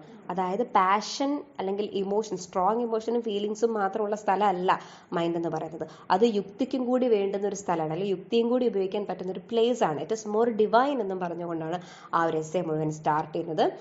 പിന്നെ അതിനകത്ത് ആ ഒരു മൂന്നാമത്തെ സെക്ഷനിലാണ് T S. Eliot Homer, Shakespeare, Dante, Keats, Wordsworth ഇത്രയും ആൾക്കാരെ അദ്ദേഹം എടുത്ത് സംസാരിക്കുന്നുണ്ട്. അതിൽ തന്നെയും അദ്ദേഹം എടുത്തു പറയുന്നത് ഹോമർ, ഷേക്സ്പിയർ, ഡാൻറ്റെ ഇത്രയും എഴുത്തുകാരും ഇൻക്ലൂഡിങ് കീറ്റ്സ് ഇവരൊക്കെ എന്ത് ചെയ്തിട്ടുണ്ടെന്ന് അറിയോ? ട്രഡീഷനെ പറ്റി നന്നായിട്ട് പഠിച്ചിട്ടുണ്ട്. അതായത് ട്രഡീഷണൽ മെത്തേഡിൽ തന്നെ അവർ എഴുതി. But at the same time they incorporated their own talents. അതായത് they tried their hand in talent improvisations, and they have introduced their own ideas and their own ways and methods into it. TS. Elliott തന്നെ അതിന് നല്ലൊരു എക്സാമ്പിളാണ്. അദ്ദേഹം ഒരുപാട് കാര്യങ്ങളെ പറ്റി ധാരണയും വിവരമൊക്കെ ഉള്ള മനുഷ്യനായിരുന്നു. But whenever he wrote something, he made sure that he is there in it, but as a very impassionate person. അദ്ദേഹത്തിന്റെ ഐഡന്റിറ്റി അതിനകത്ത് അദ്ദേഹം കൊടുത്തിട്ടുണ്ട്. പക്ഷെ എപ്പോഴും എന്ത് ചെയ്തിട്ടുണ്ട്? ആസ് എ പേഴ്സൺ അദ്ദേഹം എന്ത് ചെയ്തിട്ടുണ്ട്? അതിനകത്തുനിന്ന് മാറി നിന്നിട്ടുണ്ട്, ഒബ്ജക്റ്റീവായിട്ട് നിന്നിട്ടുണ്ട്. അപ്പോൾ ഇതാണ് ആ ഒരു എസ്സേയുടെ, ഹോൾ എസ്സേയുടെ ഒരു മൊത്തം സെൻസ് എന്ന് പറയുന്നത്. എന്താണ് ട്രഡീഷൻ, എന്താണ് ഇൻഡിവിജ്വൽ ടാലന്റ്? ഇൻഡിവിജ്വൽ ടാലന്റിന് നമ്മൾ കുറച്ചും കൂടി വ്യക്തമായിട്ട് പറയുകയാണെങ്കിൽ, ഇൻഡിവിജ്വൽ ടാലന്റ് എന്ന് പറയുന്നത് മറ്റൊന്നുമല്ല, ഈ ട്രഡീഷനകത്ത് നിന്നുകൊണ്ട്, ട്രഡീഷനെ മനസ്സിലാക്കിക്കൊണ്ട്, അതിൻ്റെ ഇൻഫ്ലുവൻസ് ഉണ്ടായിക്കൊണ്ട് തീർത്തും ട്രഡീഷണലിൽ നിന്ന് വ്യത്യസ്തനായി നിൽക്കുക. അതായത് എല്ലാത്തിനെയും ഉൾക്കൊള്ളുകയും എന്നാൽ അതേസമയം അതിൽ നിന്നും മൊത്തമായിട്ട് മാറി നിൽക്കാനും പറ്റുന്ന ആ ഒരു കഴിവ്. ഇൻഡിവിജ്വൽ ടാലന്റ് എന്ന് പറയുന്നത് അതാണ്. നമ്മൾ ഒന്നിൽ നിന്നും വ്യത്യസ്തരല്ല. നമ്മൾ മറ്റ് പലതിൻ്റെയും ഇൻസ്റ്റിറ്റ്യൂഷൻസിൻ്റെയും പല ഏജൻസിയുടെയും പല ആൾക്കാരുടെയും പല ചിന്തകളുടെയും പല കോൺസെപ്റ്റ്സിൻ്റെയും ബാക്കി പത്രങ്ങൾ തന്നെയാണ് നമ്മൾ എഴുതുന്നത്. ബട്ട് അതിൻ്റെ കൂടെ എന്തുണ്ട്? ഇതൊക്കെയാണ് ചരിത്രമെങ്കിലും, ഇതൊക്കെയാണ് ട്രഡീഷൻ എങ്കിലും എൻ്റേതായ ഒരു കോൺട്രിബ്യൂഷൻ കൂടെ ഞാൻ അതിനകത്ത് കൊടുക്കുന്നു. ആ കൊടുക്കുന്ന കോൺട്രിബ്യൂഷൻ എന്ന് പറഞ്ഞു കഴിഞ്ഞാൽ എന്താണ്? ആ കോൺട്രിബ്യൂഷൻ എന്ന് പറഞ്ഞു കഴിഞ്ഞാൽ ഏതൊരു കാര്യത്തെ പുതിയ കാഴ്ചപ്പാടിലൂടെ കാണാനുള്ള ഒരു കപ്പാസിറ്റി. ടി.എസ്. ഇലിയറ്റിന്റെ വേസ്റ്റ്ലാൻഡ് തന്നെ എടുക്കുക. ഞാൻ പറഞ്ഞല്ലോ, ഒരുപാട് പോംസ്, ഒരുപാട് ഡ്രാമയും, ഒരുപാട് എസ്സേ, ഒരുപാട് പുസ്തകങ്ങളുടെ റെഫറൻസ് ആണെന്ന്. പക്ഷേ ഇതൊക്കെ കമ്പൈൻ ചെയ്യുമ്പോഴും ടി.എസ്. ഇലിയറ്റിന് സ്വന്തമായിട്ട് പറയാൻ ഒരുപാട് കാര്യങ്ങൾ അതിനകത്ത് ഉണ്ടായിരുന്നു. അദ്ദേഹം അതിനുപയോഗിച്ചിരിക്കുന്ന മാധ്യമങ്ങളും മെത്തേഡ്സും ടൂൾസ്, ഉപകരണങ്ങളാണ് ട്രഡീഷണൽ ആയിട്ടുള്ള മെത്തേഡും ട്രഡീഷണൽ ആയിട്ടുള്ള ഒരുപാട് പുസ്തകങ്ങളും ഒക്കെ. എഴുത്തുകാരും. അപ്പം ഇതാണ് ഈ ഒരു മൊത്തം എസ്സേയുടെ ക്രക്സ്, അതായത് അതിൻ്റെ എന്താ പറയണ്ടത്, ത്രെഡ് എന്ന് പറയുന്നത് ഈ ഒരു 3 ഡിവിഷൻസ് ആണ്. അത് ഓർത്ത് വെക്കുക. ദെൻ വൺ മോർ തിങ്, ഞാൻ നേരത്തെ പറഞ്ഞിട്ടുണ്ട്, റൊമാൻറ്റിസിസത്തിൽ നിന്ന് നേരെ ഓപ്പോസിറ്റ് ആണ്. He actually vehemently criticises the idea of Wordsworth that poetry is something that we reproduce when you are in a tranquil mood. അതായത് ഇമോഷൻസ് നമ്മൾ റീകളക്ട് ചെയ്തെടുത്തിട്ട് പുറത്ത് വിടുന്നതാണെന്ന് പറഞ്ഞല്ലോ. അങ്ങനെയല്ല, അങ്ങനെ ഒരു ഇമോഷൻ ഒന്നും അല്ല പോയം എന്ന് പറയുന്നത്. അത് ജ്ഞാനത്തിൻ്റെ ഒരു ഉപ ഉൽപ്പന്നമാണ്, അതിൻ്റെ ഒരു പ്രൊഡക്ഷനാണ് ഈ പറയുന്ന പോയം എന്നാണ് TSയിലിട്ട് അവസാനം പറഞ്ഞ് നിർത്തുന്നത്. ഇതിനകത്ത് ഓർമ്മിക്കേണ്ട കാര്യങ്ങൾ, ട്രഡീഷൻ എന്ന് പറഞ്ഞു കഴിഞ്ഞാൽ എന്താണ്? അത് ഹിസ്റ്ററിക്കൽ സെൻസ് ആണ്. Conformity between the old and the low, അതാണ് ഇൻഡിവിജ്വൽ ടാലന്റ്. അതായത് നമുക്ക് പഴയതിനെയും പുതിയതിനെയും ചേർത്ത് വെക്കാൻ പറ്റുന്ന ആ ഒരു പ്രോസസ്സ്. പഴയതിൽ നിന്നും നമ്മൾ ഒട്ടും മാറിയിട്ടല്ല, എന്നാൽ നമ്മൾ പുതിയതാണ്. അതിനകത്ത് അദ്ദേഹം ഒരു ഉപമയും കൂടി കൊടുക്കുന്നുണ്ട്. അതായത് പുതിയൊരു ഒരു റൈറ്റർ അല്ലെങ്കിൽ പുതിയൊരു പോയറ്റ് ഒരു കാനനിക്കൽ ട്രഡീഷനിലേക്ക് വരികയാണെങ്കിൽ ആ മൊത്തം സിസ്റ്റം ഒന്ന് ഷെയ്ക്ക് ആവും. പക്ഷെ ആ ഷെയ്ക്ക് ആകുന്നത് എന്തിനാണ്? നമ്മളിപ്പം കുപ്പിക്കകത്ത് എന്തെങ്കിലും പഞ്ചസാര എന്തെങ്കിലും സാധനം നിറയ്ക്കുമ്പം നിങ്ങളൊന്ന് കുറേ നിറഞ്ഞിങ്ങനെ കൂനിയാകുമ്പോൾ നമ്മളൊന്നിങ്ങനെ ഇളക്കില്ലേ? അപ്പം എന്താവും? അത് ബാലൻസ്ഡ് ആവും. എന്നിട്ട് വീണ്ടും നമ്മൾ പിന്നെയും പൊടിയിടും, പിന്നെ ഇളക്കും. പിന്നെ this is the thing happens regarding the poets, new poets and new writers to a tradition. ഒരു കാനനകത്ത്, ഒരു ട്രഡീഷനകത്ത് പുതിയൊരു റൈറ്റർ വരുമ്പോൾ സംഭവിക്കുന്നത് ഇതാണ്. അതായത് അയാൾ വരുമ്പം ഇതുവരെയുള്ള ട്രഡീഷൻ ഒന്ന് ഷെയ്ക്ക് ആകുന്നു. പക്ഷേ ആ പുതിയ പോയറ്റിനെയും കൂടി ഉൾക്കൊള്ളാനുള്ള അല്ലെങ്കിൽ ഇൻക്ലൂഡ് ചെയ്യാനുള്ള ഒരു കപ്പാസിറ്റിയാണ് ആ ഷെയ്ക്കിങ്ങിലൂടെ സംഭവിക്കുന്നത്. അങ്ങനെ ഉൾക്കൊള്ളണമെങ്കിൽ ആ പോയറ്റിന് എന്തുണ്ടാവണം? ഇതുവരെയുള്ള ട്രഡീഷൻ എന്താണെന്ന് പോയറ്റിന് അറിഞ്ഞിരിക്കണം. എന്നാൽ തൻ്റേതായ ഒരു സ്പേസ് കണ്ടുപിടിക്കാനും പറ്റണം. So this is the second point. And the third point, theory of impersonality. എന്താണ് ഇംപേഴ്സണാലിറ്റി? ഇമോഷൻസിനെയും ഫീലിങ്സിനെയും ഒക്കെ ഉൾക്കൊള്ളുക, ചരിത്രത്തെ പറ്റി അറിയുക, എന്നിട്ട് നമ്മൾ എന്ത് ചെയ്യുക? നമ്മുടെ മൈൻഡ് വർക്ക് ചെയ്യുക. മൈൻഡ് വർക്ക് ചെയ്യണമെങ്കിൽ നമുക്ക് നല്ല അറിവുണ്ടായിരിക്കണം. So this is the theory of impersonality. You have to change yourself. You have to be distanced from the poem that you are writing. Never think that you are the poem. നിങ്ങളാണ് കവിത, നിങ്ങളുടെ കവിതയാണ് supreme എന്ന് വിചാരിക്കരുത്. നിങ്ങളൊരു സാധനം എഴുതുന്നു, അതോടുകൂടി അത് തീരുന്നു. അത് എഴുതിയിട്ടുള്ളത് നിങ്ങളല്ല, നിങ്ങളിലുള്ള പോയറ്റാണ് എന്നുള്ളൊരു ധാരണ ആർക്ക് ആദ്യം ഉണ്ടാവണം? എഴുതുന്ന ആൾക്കുണ്ടാവണം. And finally, analogy of the platinum. Platinum എന്ന് പറഞ്ഞു കഴിഞ്ഞാൽ പ്ലാറ്റിനമാണ് ആ ഒരു ഞാൻ നേരത്തെ പറഞ്ഞ സയന്റിഫിക് പ്രോസസ്സിനകത്തുള്ള ഒരു കാറ്റലിസ്റ്റ്. മൈൻഡ് എന്ന് പറയുന്നത് കാറ്റലിസ്റ്റ് ആണ്. നമ്മളുടെ മൈൻഡാണ് എല്ലാ പ്രോസസ്സിനെയും ആക്സിലറേറ്റ് ചെയ്യുന്നത്, എല്ലാ പ്രോസസ്സിനെയും നന്നാക്കി കൊണ്ടുവരുന്നതും അതിൻ്റെ രാസപ്രവർത്തനത്തിൻ്റെ തോത് കൂട്ടുന്നതും എന്ത് തന്നെയാണ്? നമ്മുടെ മൈൻഡാണ്. So these are the points you have to remember. And അതിനുശേഷം കുറച്ച് ക്വസ്റ്റ്യൻസ് ഉണ്ട്. ആ ക്വസ്റ്റ്യൻസും കൂടെ എടുത്ത് നോക്കിയിട്ട് അതിൻ്റെ ആൻസറും കൂടെ കിട്ടിക്കഴിഞ്ഞാൽ it will be very easy for you to remember everything. Thank you. Hi dears, this audio is about the third chapter in your third section, The Nature of the Linguistic Sign, which is by Ferdinand de Saussure. You might have studied this essay and you know Ferdinand de Saussure is a Swiss linguist and he is considered to be the father of modern linguistics. So what is linguistics? Linguistics is the scientific study of language. We can simply state like that. His very famous book is Course in General Linguistics, which was not published by him. Unfortunately, it was not published by himself. Two of his disciples later found out the text and they made it as a whole text and published it later in 1915. The text is, that means the essay is divided into two sections. The first section is about sign, signified and signifier. We have to cross-check all these words in detail. So remember, the first section is about sign, signified and signifier. And in the second section, he proposes some of his justifications to conclude the nature of linguistic sign. He was a man who introduced new arguments and new ideologies regarding the construction of language. He asked the question, how the language is constructed and what are its specialities. So basically, as far as literary criticism and theory is concerned, we should mention his name, that means Saussure's name, as not only as the father of modern linguistics, he was also the man, he was also one of the pioneers who began the tradition of structuralism. You might have studied what structuralism is. Structuralism merely states that everything that exists in the world is in the form of a structure. So, the basic idea behind the structure is nothing but language. Language is something that human beings constructed later in their developmental phase. You know, human being was born into the world as mere just like other animals, but the capacity to think and the capacity to use his vocal cords in a different manner made human being to create language as we see today. But though this be the case, language is constructed. What do you mean by constructed? construction or constructed ideas need a very deliberate and elaborate effort to do that. Now we will be checking on the words sign, signified and signifier. So what he states in the first part of the essay is that language is just a collection of many signs. What is a sign? You all put your sign when you are asked. നമ്മളെല്ലാവരും ഒപ്പിടാറില്ലേ sign? നമ്മുടെ സൈനാണ്. എന്താണ് sign എന്ന് പറഞ്ഞു കഴിഞ്ഞാൽ നമ്മുടെ അടയാളം അല്ലേ? നമ്മളാണെന്ന് തെളിയിക്കുന്ന അടയാളം. സൊഷോർ പറയുന്നത് ഭാഷയിലുള്ള എല്ലാ കാര്യങ്ങളും ഇങ്ങനെയുള്ള പലതരം സൈനുകളാണ്, പലതരം അടയാളങ്ങളാണ് എന്നാണ് സൊഷോർ പറയുന്നത്. ഇനി എന്താണ് ഈ അടയാളം?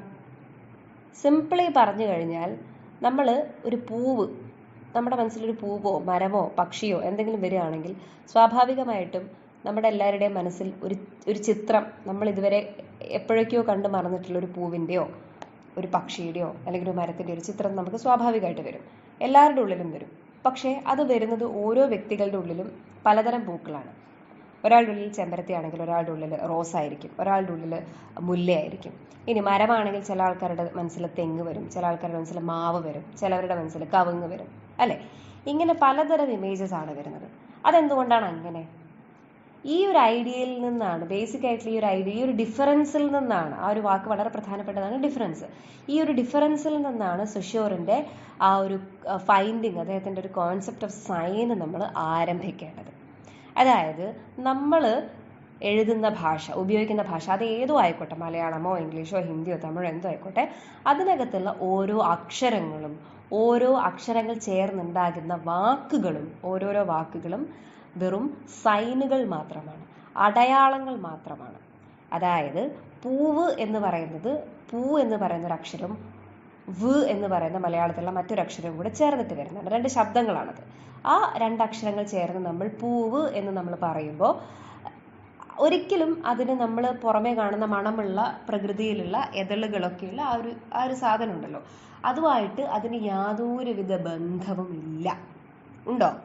പൂവെന്ന് പറയുമ്പോൾ നമ്മൾ കേട്ട് ശീലിച്ച് നമുക്കിപ്പോൾ പൂവെന്ന് പറയുമ്പോൾ മുല്ലപ്പൂവും പിന്നെ റോസാപ്പൂവും അതുപോലെ പലതരം പൂക്കൾ നമ്മുടെ ഉള്ളിൽ വരാറുണ്ട്, നമ്മുടെ മനസ്സിൽ വരാറുണ്ട്. പക്ഷേ ഒരിക്കലും പൂവെന്ന് പറയുന്ന വാക്കിന് ആ നമ്മൾ കാണുന്ന നല്ല ഭംഗിയുള്ള മണമുള്ള ആ ഒരു വസ്തുവായിട്ട് യാതൊരു ബന്ധവുമില്ല. ഉണ്ടോ? പക്ഷെ നമ്മുടെ ഉള്ളിൽ ഇത് വരുന്നുണ്ട് അല്ലേ? ഇങ്ങനെ വരുന്ന ചില കാര്യങ്ങളെ പറ്റിയാണ്, എന്തുകൊണ്ട് ഇങ്ങനെ സംഭവിക്കുന്നു ഇതിനെ പറ്റിയാണ് സൊഷോർ പറയുന്നത്. ആ പറയുന്ന വാക്ക്, ഇപ്പോൾ ഫ്ലവർ എന്ന് എടുക്കുക. ഫ്ലവർ എന്ന് പറയുമ്പോൾ നമ്മുടെ മനസ്സിൽ ഒരു പൂക്കളുടെ ചിത്രം വരുന്നില്ലേ? ഈ ഫ്ലവർ എന്ന് നമ്മൾ എഴുതുമ്പോൾ FLOWER നമ്മൾ എഴുതുമ്പോൾ ഫ്ലവർ എന്ന് എഴുതുന്നു. ഇതൊരു അടയാളപ്പെടുത്തലാണ്. ഈ അടയാളപ്പെടുത്തൽ എന്ന് പറയുന്നത് അക്ഷരങ്ങളുടെ രൂപത്തിലാണ് നമ്മൾ കാണുന്നത് അല്ലേ? അപ്പോൾ സൊഷോർ പറയുന്നത് എന്താണ്? ഇങ്ങനെയുള്ള വാക്കുകളൊക്കെ സൈനുകളാണ്. ഈ സൈനിനകത്ത്, ഫ്ലവർ എന്ന് പറയുന്ന ആ ഒരു സൈനിനകത്ത്, FLOWER എന്ന് പറയുന്ന ആ ഒരു സൈനിനകത്ത് എന്തൊക്കെയാണുള്ളത്? ഒന്ന്, ഫ്ലവർ എന്ന് പറയുന്ന വാക്ക് നമ്മൾ അട്ടർ ചെയ്യുന്ന, നമ്മുടെ ശബ്ദത്തിൽ നമ്മൾ ഉച്ചരിക്കുന്ന ഫ്ലവർ, FLOWER എന്ന് പറയുന്ന അക്ഷരങ്ങൾ കൂടിച്ചേർന്ന് നമുക്ക് കിട്ടുന്ന ഫ്ലവർ എന്ന് പറയുന്ന ഒരു ശബ്ദം അല്ലേ? അതായത് ഇതിനെയാണ് നമ്മൾ സിഗ്നിഫയർ എന്ന് വിളിക്കുന്നത്. ആ ഒരു ശബ്ദം, ഫ്ലവർ എന്ന് പറയുന്ന ഒരു ശബ്ദം. ഫ്ലവർ എന്ന് പറയുന്ന ശബ്ദം ഡിനോട്ട് ചെയ്യുന്ന, അല്ലെങ്കിൽ അത് നമുക്ക് കാട്ടിത്തരുന്ന ഏതോ ഒരു പൂവ് അപ്പുറത്തുണ്ട്, അല്ലെങ്കിൽ ഏതോ ഒരു ഫ്ലവർ ഉണ്ട്. ചിലപ്പോൾ അത് റോസാവാം, ചെമ്പരത്തിയാകാം, എന്തോ ആകാം. അങ്ങനെയുള്ള മണമുള്ള ഒരു ഉപകരണം, ഒരു വസ്തു അവിടെയുണ്ട്. എന്തിനെയാണോ ഉദ്ദേശിക്കുന്നത്, എന്തിനെയാണോ നമ്മൾ മീൻ ചെയ്യുന്നത്, അതാണ് സിഗ്നിഫൈഡ്. പറയുന്നത് മനസ്സിലാകുന്നുണ്ടെന്ന് വിചാരിക്കുന്നു. അതായത് നമ്മുടെ ഭാഷയിലുള്ള ഓരോ വാക്കുകളും സൈനുകളാണ്, അടയാളപ്പെടുത്തലാണ്. ആ അടയാളപ്പെടുത്തൽ രണ്ട് കാര്യങ്ങളുടെ കോമ്പിനേഷനാണ് ഒരു സൈനിനകത്ത് ഉണ്ടാകുക. ഒരു സിഗ്നിഫയർ ഉണ്ടാകും, അതിനകത്ത് ഒരു സിഗ്നിഫയർ ഉണ്ടാകും. അതായത് ഫ്ലവർ എന്ന് പറയുന്ന വാക്ക് നമ്മൾ ഉച്ചരിക്കുന്ന ആ ഒരു സാധനം നമ്മൾ ഉച്ചരിക്കുമ്പോൾ അത് ഫ്ലവർ ആകുന്നു. പക്ഷെ ഫ്ലവർ എന്ന് പറയുന്നുണ്ടെങ്കിൽ കാര്യമുണ്ടോ? ഇല്ല. ഫ്ലവർ എന്ന് പറയുമ്പോൾ നിങ്ങൾക്ക് അതിൻ്റെ അർത്ഥം കിട്ടണമെങ്കിൽ നിങ്ങൾ ഏതോ ഒരു ഇമേജ് നിങ്ങളുടെ ഉള്ളിൽ വരണം.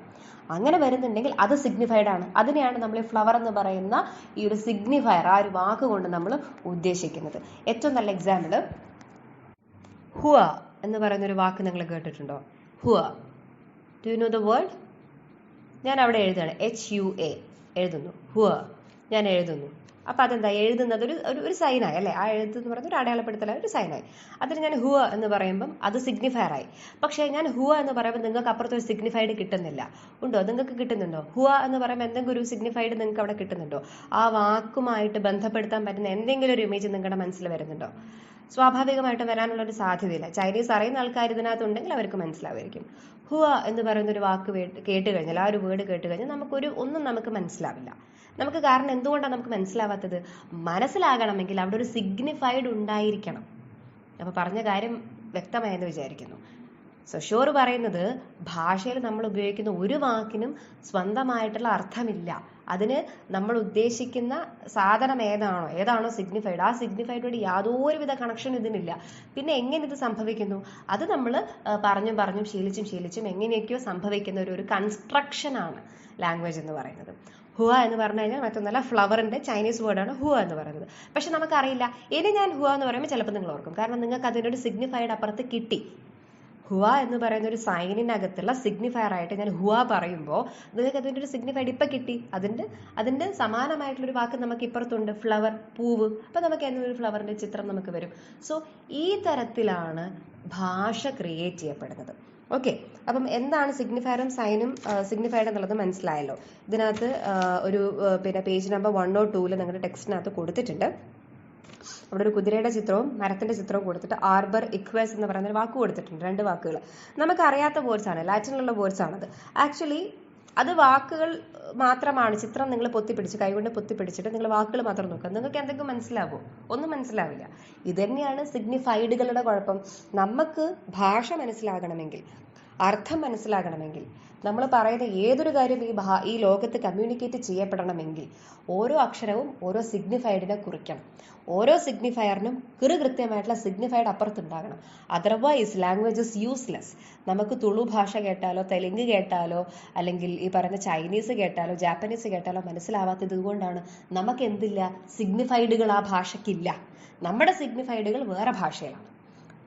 പറഞ്ഞ കാര്യം മനസ്സിലായി. അത് തന്നെയും എന്താണ് നമ്മൾ കൺസ്ട്രക്ട് ചെയ്തെടുക്കുന്നതാണെന്നാണ് സൊഷോർ പറയുന്നത്. ഇനി ഈ രണ്ടാമത്തെ സെക്ഷനകത്ത്, അതായത് പ്രിൻസിപ്പിൾസ് എന്ന് പറഞ്ഞൊരു സെക്ഷൻ കൊടുത്തിട്ടുണ്ട്. എന്തുകൊണ്ടാണ് ഭാഷ ഇങ്ങനെ ആകുന്നത്? അവിടെയാണ് അദ്ദേഹം പറയുന്നത്, നമ്മൾ പറയുന്ന ഓരോ ലെറ്റേഴ്സും ഓരോ വേർഡ്സും അതിന് ആർബിട്രറി നേച്ചർ ആണുള്ളത്. എന്താണ് ആർബിട്രറി എന്ന് പറഞ്ഞു കഴിഞ്ഞാൽ? ആർബിട്രറി എന്ന് പറഞ്ഞാൽ അദ്ദേഹം പറയുന്നത് the bond between the signifier and the signified is arbitrary. ഞാൻ പറഞ്ഞത് മനസ്സിലായല്ലോ? ആ ഒരു ഐഡിയ മനസ്സിൽ വെച്ചിട്ട് വേണം ഇനി കേൾക്കാൻ. Signifier and signified, the bond between a signifier and the signified is arbitrary. ഒരിക്കലും അത് 1-to-1 കറസ്പോണ്ടൻസ് ഉള്ളതല്ല. അതായത് അതിനകത്ത് തന്നെ സ്വന്തമായ മീനിങ് ഇല്ല. നിങ്ങൾ നിങ്ങളുടെ ഓരോരുത്തരുടെയും പേരുകൾ എടുത്തു നോക്കുക. ഓരോ ആൾക്കാരുടെയും പേര് നിങ്ങൾ സ്വന്തം പഠിച്ചു നോക്കൂ. നിങ്ങളുടെ പേരും നിങ്ങളും തമ്മിൽ എന്തെങ്കിലും കണക്ഷൻ ഉണ്ടോ? ഒരു കണക്ഷനും ഇല്ല. പക്ഷേ നിങ്ങളുടെ വീട്ടിലോ നിങ്ങളുടെ നാട്ടിലോ നിങ്ങളുടെ സുഹൃത്തുക്കൾക്കിടയിലോ ആരുടെ ഇടയിലായിക്കോട്ടെ, ഇനി അതൊക്കെ പോട്ടെ, നിങ്ങളെ അറിയുന്ന ഒരാൾ നിങ്ങളുടെ പേര് തെറ്റി വിളിച്ചു കഴിഞ്ഞാൽ നിങ്ങൾ തിരുത്തില്ലേ? എന്തുകൊണ്ടാണ്? നമ്മൾ ഇൻഹറന്റ് ആയിട്ട് ആ വാക്കുമായിട്ടൊരു കണക്ഷൻ നമ്മൾ ഉണ്ടാക്കിയെടുക്കണ്ട. പക്ഷെ ഒരിക്കലും നിങ്ങളെ വാക്കുമായിട്ട് നിങ്ങൾക്ക് ഒരു ബന്ധവുമില്ല. ഇത് തന്നെയാണ് ഭാഷയിൽ ഒരാളുടെ പേര് മാത്രമല്ല, എല്ലാ ലോകത്തുള്ള ഭാഷകൾ ഏത് തന്നെയാണെങ്കിലും അതിൻ്റെ ഒക്കെ അവസ്ഥ അതാണ്. അതൊക്കെ വെറും യൂസ്ലെസ് ആയിട്ടുള്ള കുറെ ശബ്ദങ്ങളുടെ ഗ്രൂപ്പുകൾ മാത്രമാണ്. അതിന് മീനിങ്ങുകൾ കൊടുക്കുന്നത് നമ്മളാണ്. അതിന് സിഗ്നിഫൈഡുകൾ ഉണ്ടെങ്കിൽ മാത്രമേ അതിന് മീനിങ് ഉള്ളൂ. ആ ഒരു പോയിന്റ് ക്ലിയർ ആയല്ലോ. അപ്പോൾ അദ്ദേഹം പറയുന്നത് എന്താണെന്ന് വെച്ച് കഴിഞ്ഞാൽ, ലിംഗ്വിസ്റ്റിക് സൈൻ എന്ന് പറയുന്നത് ആർബിട്രറി ആണ്. അതായത് നമ്മൾ പറഞ്ഞും കേട്ടും നമ്മൾ ശീലിച്ചെടുത്തത് മാത്രമാണ്. ഇനി എങ്ങനെയാണ് ഈ ആർബിട്രറിനെസ് സാധ്യമാകുന്നത്? അവിടെയാണ് അദ്ദേഹം ഒരു പ്രധാനപ്പെട്ട ഒരു പോയിന്റ് അദ്ദേഹം പറയുന്നത്. പൊതുവേ നമ്മൾ സിഗ്നിഫയർ എന്ന് ഉദ്ദേശിക്കുമ്പോൾ, അല്ലെങ്കിൽ ഒരു വാക്കിനെ, ഒരു അക്ഷരത്തിലൂടെ വരുന്ന ഒരു വാക്കിനെ നമ്മൾ സൈൻ എന്ന് വിളിക്കുമ്പം ഒരിക്കലും അതൊരു സിമ്പിളായിട്ട് നിങ്ങൾ കമ്പയർ ചെയ്യരുതേ. അത് അദ്ദേഹം കൃത്യമായിട്ട് പറയുന്നുണ്ട്. സിമ്പിൾ വേറെ, സൈന് വേറെ. സിമ്പിൾ എന്ന് പറഞ്ഞു കഴിഞ്ഞാൽ ഇപ്പം നിങ്ങളൊരു മരത്തിന്റെ ചിത്രം, തൊട്ട് മുന്നേയുള്ള പേജിലുള്ള മരത്തിന്റെ ചിത്രം എടുക്കുക. ഈ ARBOR എന്നുള്ള വാക്ക് മാറ്റിയിട്ട് ആ മരത്തിന്റെ ചിത്രം നിങ്ങൾ എടുക്കുക, പിക്ചർ എടുക്കുക. അത് കാണുമ്പോൾ നിങ്ങൾക്ക് എന്താണ് ഫീൽ ചെയ്യുന്നത്? മരത്തിന് വരുന്നില്ലേ? അത് അതിന്റെ സിമ്പിളാണ്, അതിന്റെ റെപ്രസെന്റേഷൻ തന്നെയാണ്. പക്ഷെ ആർബർ എന്ന് പറയുന്നത് അതിന്റെ സിഗ്നിഫയർ ആണ്. ഓക്കെ, സിമ്പിൾ വേറെ, സിഗ്നിഫയർ വേറെ, സൈന് വേറെ. ഇതൊക്കെ വേറെ വേറെ സാധനങ്ങളാണെന്ന് കൃത്യമായിട്ട് പറയുന്നുണ്ട്. സിമ്പിൾ എന്ന് പറഞ്ഞു കഴിഞ്ഞാൽ എന്താണോ അതിന്റെ നേർ റെപ്രസെന്റേഷൻ. എന്നാൽ സൈൻ എന്ന് പറഞ്ഞു കഴിഞ്ഞാൽ എന്താണ്? അത് നമ്മൾ അക്ഷരങ്ങളിലൂടെ ഉണ്ടാക്കിയെടുക്കുന്ന മീനിങ്ങുകളുടെ, അർത്ഥങ്ങളുടെ ഒരു ലോകമാണ്. ഭാഷ എന്ന് പറയുന്നത്. അപ്പോൾ ഇതാണ് അദ്ദേഹം പറയുന്ന പ്രധാനപ്പെട്ട ഒരു പോയിന്റ്. ഇനി ഈ ഒരു വാദത്തെയാണ് സ്ട്രക്ചറലിസ്റ്റുകൾ ഒരുപാട് എടുത്ത് ഉപയോഗിച്ചിട്ടുള്ളത്. അവർ തങ്ങളുടെ സ്ട്രക്ചറലിസം എന്ന് പറയുന്ന ഒരു ലിറ്റററി തിയറിയിലേക്ക് കൊണ്ടുവന്നിട്ടുള്ളതും ഇതിന്റെ ബേസിസിലാണ്. അതായത് ഈ ഒരു കോൺസെപ്റ്റിൽ നിന്നാണ് സ്ട്രക്ചറലിസം ആരംഭിക്കുന്നത്. അതായത് വാക്കുകൾക്ക് അർത്ഥമില്ല, ഒരു അക്ഷരത്തിനും അർത്ഥമില്ല, വാക്കുകൾക്ക് അർത്ഥമില്ല. പിന്നെ എങ്ങനെയാണ് നമ്മളൊരു നോവൽ അർത്ഥപൂർണ്ണമാണെന്ന് നമ്മൾ പറയുന്നത്? ഒരു വാക്കിനും ഒരു അർത്ഥമില്ല, പിന്നെ എങ്ങനെ നമുക്ക് മീനിങ്ങുകൾ കിട്ടും? ഇതാണ് സ്ട്രക്ചറലിസ്റ്റുകൾ ചോദിച്ച ചോദ്യം. ഇതിൽ നിന്നും ഒരുപടി മുന്നോട്ട് നീങ്ങിക്കൊണ്ടാണ് ഡീകൺസ്ട്രക്ഷൻസ്, പോസ്റ്റ് സ്ട്രക്ചറലിസം എന്ന് പറയുന്ന ഒരു ലിറ്റററി തിയറിക്കകത്തുള്ള ഡീകൺസ്ട്രക്ഷൻ സംഭവിക്കുന്നത്. ദരിദ എന്ന് പറയുന്ന വളരെ പ്രസിദ്ധനായിട്ടുള്ള ഒരു ഫിലോസഫറും ഒരു തിങ്കറും ഒരു ലിംഗ്വിസ്റ്റിക്കും ഒരു ലിംഗ്വിസ്റ്റ് ഉണ്ടായിരുന്നു. അദ്ദേഹം പറയുന്നത് ശരി തന്നെയാണ്. സ്ട്രക്ചറലിസത്തിൽ നിന്നും ഇത്തിരി കൂടി ഉയർന്നു നിന്നിട്ടാണ് അദ്ദേഹം പറയുന്നത് വാക്കുകൾക്ക് മീനിങ് ഇല്ല. എന്തുകൊണ്ട് മീനിങ് ഇല്ല? ആ മീനിങ്ങുകൾ എന്ന് പറയുന്നത് മാറി മാറി പോകുന്നു, ഡെഫർ ചെയ്തു പോകുന്നു. നമുക്കിപ്പോൾ നോക്കാനില്ല, പോസ്റ്റ് സ്ട്രക്ചറലിസം എടുക്കാൻ നമുക്ക് പഠിക്കാം. അപ്പോൾ ഇവിടെ ശ്രദ്ധിക്കേണ്ട ഒരു കാര്യം, സിഗ്നിഫയർ എന്താണെന്നുള്ളത് മനസ്സിലാക്കുക. നമ്മൾ ഉച്ചരിക്കുന്ന ഒരു ശബ്ദം അല്ലെങ്കിൽ ശബ്ദത്തിന്റെ കോമ്പിനേഷൻ, അതാണ് സിഗ്നിഫയർ. ആ ശബ്ദരൂപത്തിൽ നമുക്ക് അത് കേൾക്കുമ്പോൾ നമ്മുടെ ഉള്ളിൽ, നമ്മുടെ ബുദ്ധിയിൽ വരുന്ന ആ ഒരു പിക്ചർ, ആ ഒരു ഇമേജ്, ആ ഒരു കോൺസെപ്റ്റ്, അതാണ് signified. Remember, there is a drastic difference between simple and sign. Simple എന്ന് പറഞ്ഞു കഴിഞ്ഞാൽ നമ്മൾ ഏത് സിഗ്നിഫൈഡിനെയാണോ ഉദ്ദേശിക്കുന്നത് അതിന്റെ മിയർ റെപ്രസെന്റേഷൻ ആണ്. എന്നാൽ സൈൻ എന്ന് പറഞ്ഞു കഴിഞ്ഞാൽ ആ ഒരു വസ്തുവുമായിട്ട് യാതൊരുവിധ ബന്ധവുമില്ല. പക്ഷെ നമ്മൾ പറഞ്ഞും കേട്ടും ശീലിച്ചും വന്നതുകൊണ്ട് ആർബിട്രറി ആയിട്ട് നമ്മൾ മീനിങ് കൊടുത്ത് ആട്രിബ്യൂട്ട് ചെയ്ത് നമ്മൾ പരസ്പര ബന്ധം ഉണ്ടാക്കിയെടുത്ത ഒരു സാധനമാണ് സൈൻ എന്ന് പറയുന്നത്. ഓക്കെ, ഇനി അദ്ദേഹം പറയുന്നുണ്ട്, ഒരു പക്ഷേ ഞാൻ ഇങ്ങനെയൊക്കെ പറയുമ്പം നന്നായിട്ട് ലിംഗ്വിസ്റ്റിക്സ് അറിയുന്ന ആൾക്കാർ എന്നെ എതിർക്കാൻ സാധ്യതയുണ്ട്. എന്തുകൊണ്ടാണ്? നമ്മുടെ ഭാഷയിൽ, അതായത് especially in English language, we have onomatopoeic word. എന്താണ് ഒനമറ്റോപോയിക് എന്ന് പറയുന്നത്? ഒനമറ്റോപോയിക് എന്ന് പറഞ്ഞു കഴിഞ്ഞാൽ പല വാക്കുകളും, ഇംഗ്ലീഷിനകത്തുള്ള പല വാക്കുകളും അത് എവിടെ നിന്നാണോ വരുന്നത് അതിന്റെ ബേസിസിൽ അതിനെ നമുക്ക് എടുക്കാൻ പറ്റും. ഫോർ എക്സാമ്പിൾ, കുക്കു എന്ന് പറയുന്നൊരു വാക്ക്. എന്താണ് കുക്കു എന്ന് പറയുന്നതിന്റെ മീനിങ്? കുയിൽ എന്നാണ്. എന്തുകൊണ്ട് കുക്കു വന്നിട്ടുള്ളത്? കുക്കു വന്നിട്ടുള്ളത് വേറൊന്നും കൊണ്ടല്ല, ആ കുയിലിന്റെ ശബ്ദം കൂ എന്നുള്ളതിന് സമാനമാണ് അല്ലെ? ഇതിനാണ് ഒണമറ്റോപോയിക് എന്ന് പറയുന്നത്. കാക്ക എന്ന് പറയുന്ന ഒരു ബേർഡിന്റെ പേര്. ആക്ച്വലി ആ വേർഡിന്റെ പേരും അല്ലെങ്കിൽ ആ ഒരു ബേർഡിന്റെ കാക്ക എന്ന് പറയുന്ന പേരും കാക്ക എന്ന് പറയുന്ന ജീവിയും തമ്മിൽ ഒണമറ്റോപോയിക്കിന്റെ സെൻസിൽ പറയുകയാണെങ്കിൽ കണക്ഷൻ ഇല്ലേ? കാരണം ആ കറുത്ത നിറമുള്ള ആ ഒരു പക്ഷി ഉണ്ടാക്കുന്ന ശബ്ദം കാ കാ കാ എന്നുള്ളതിന് സമാനമാണ്.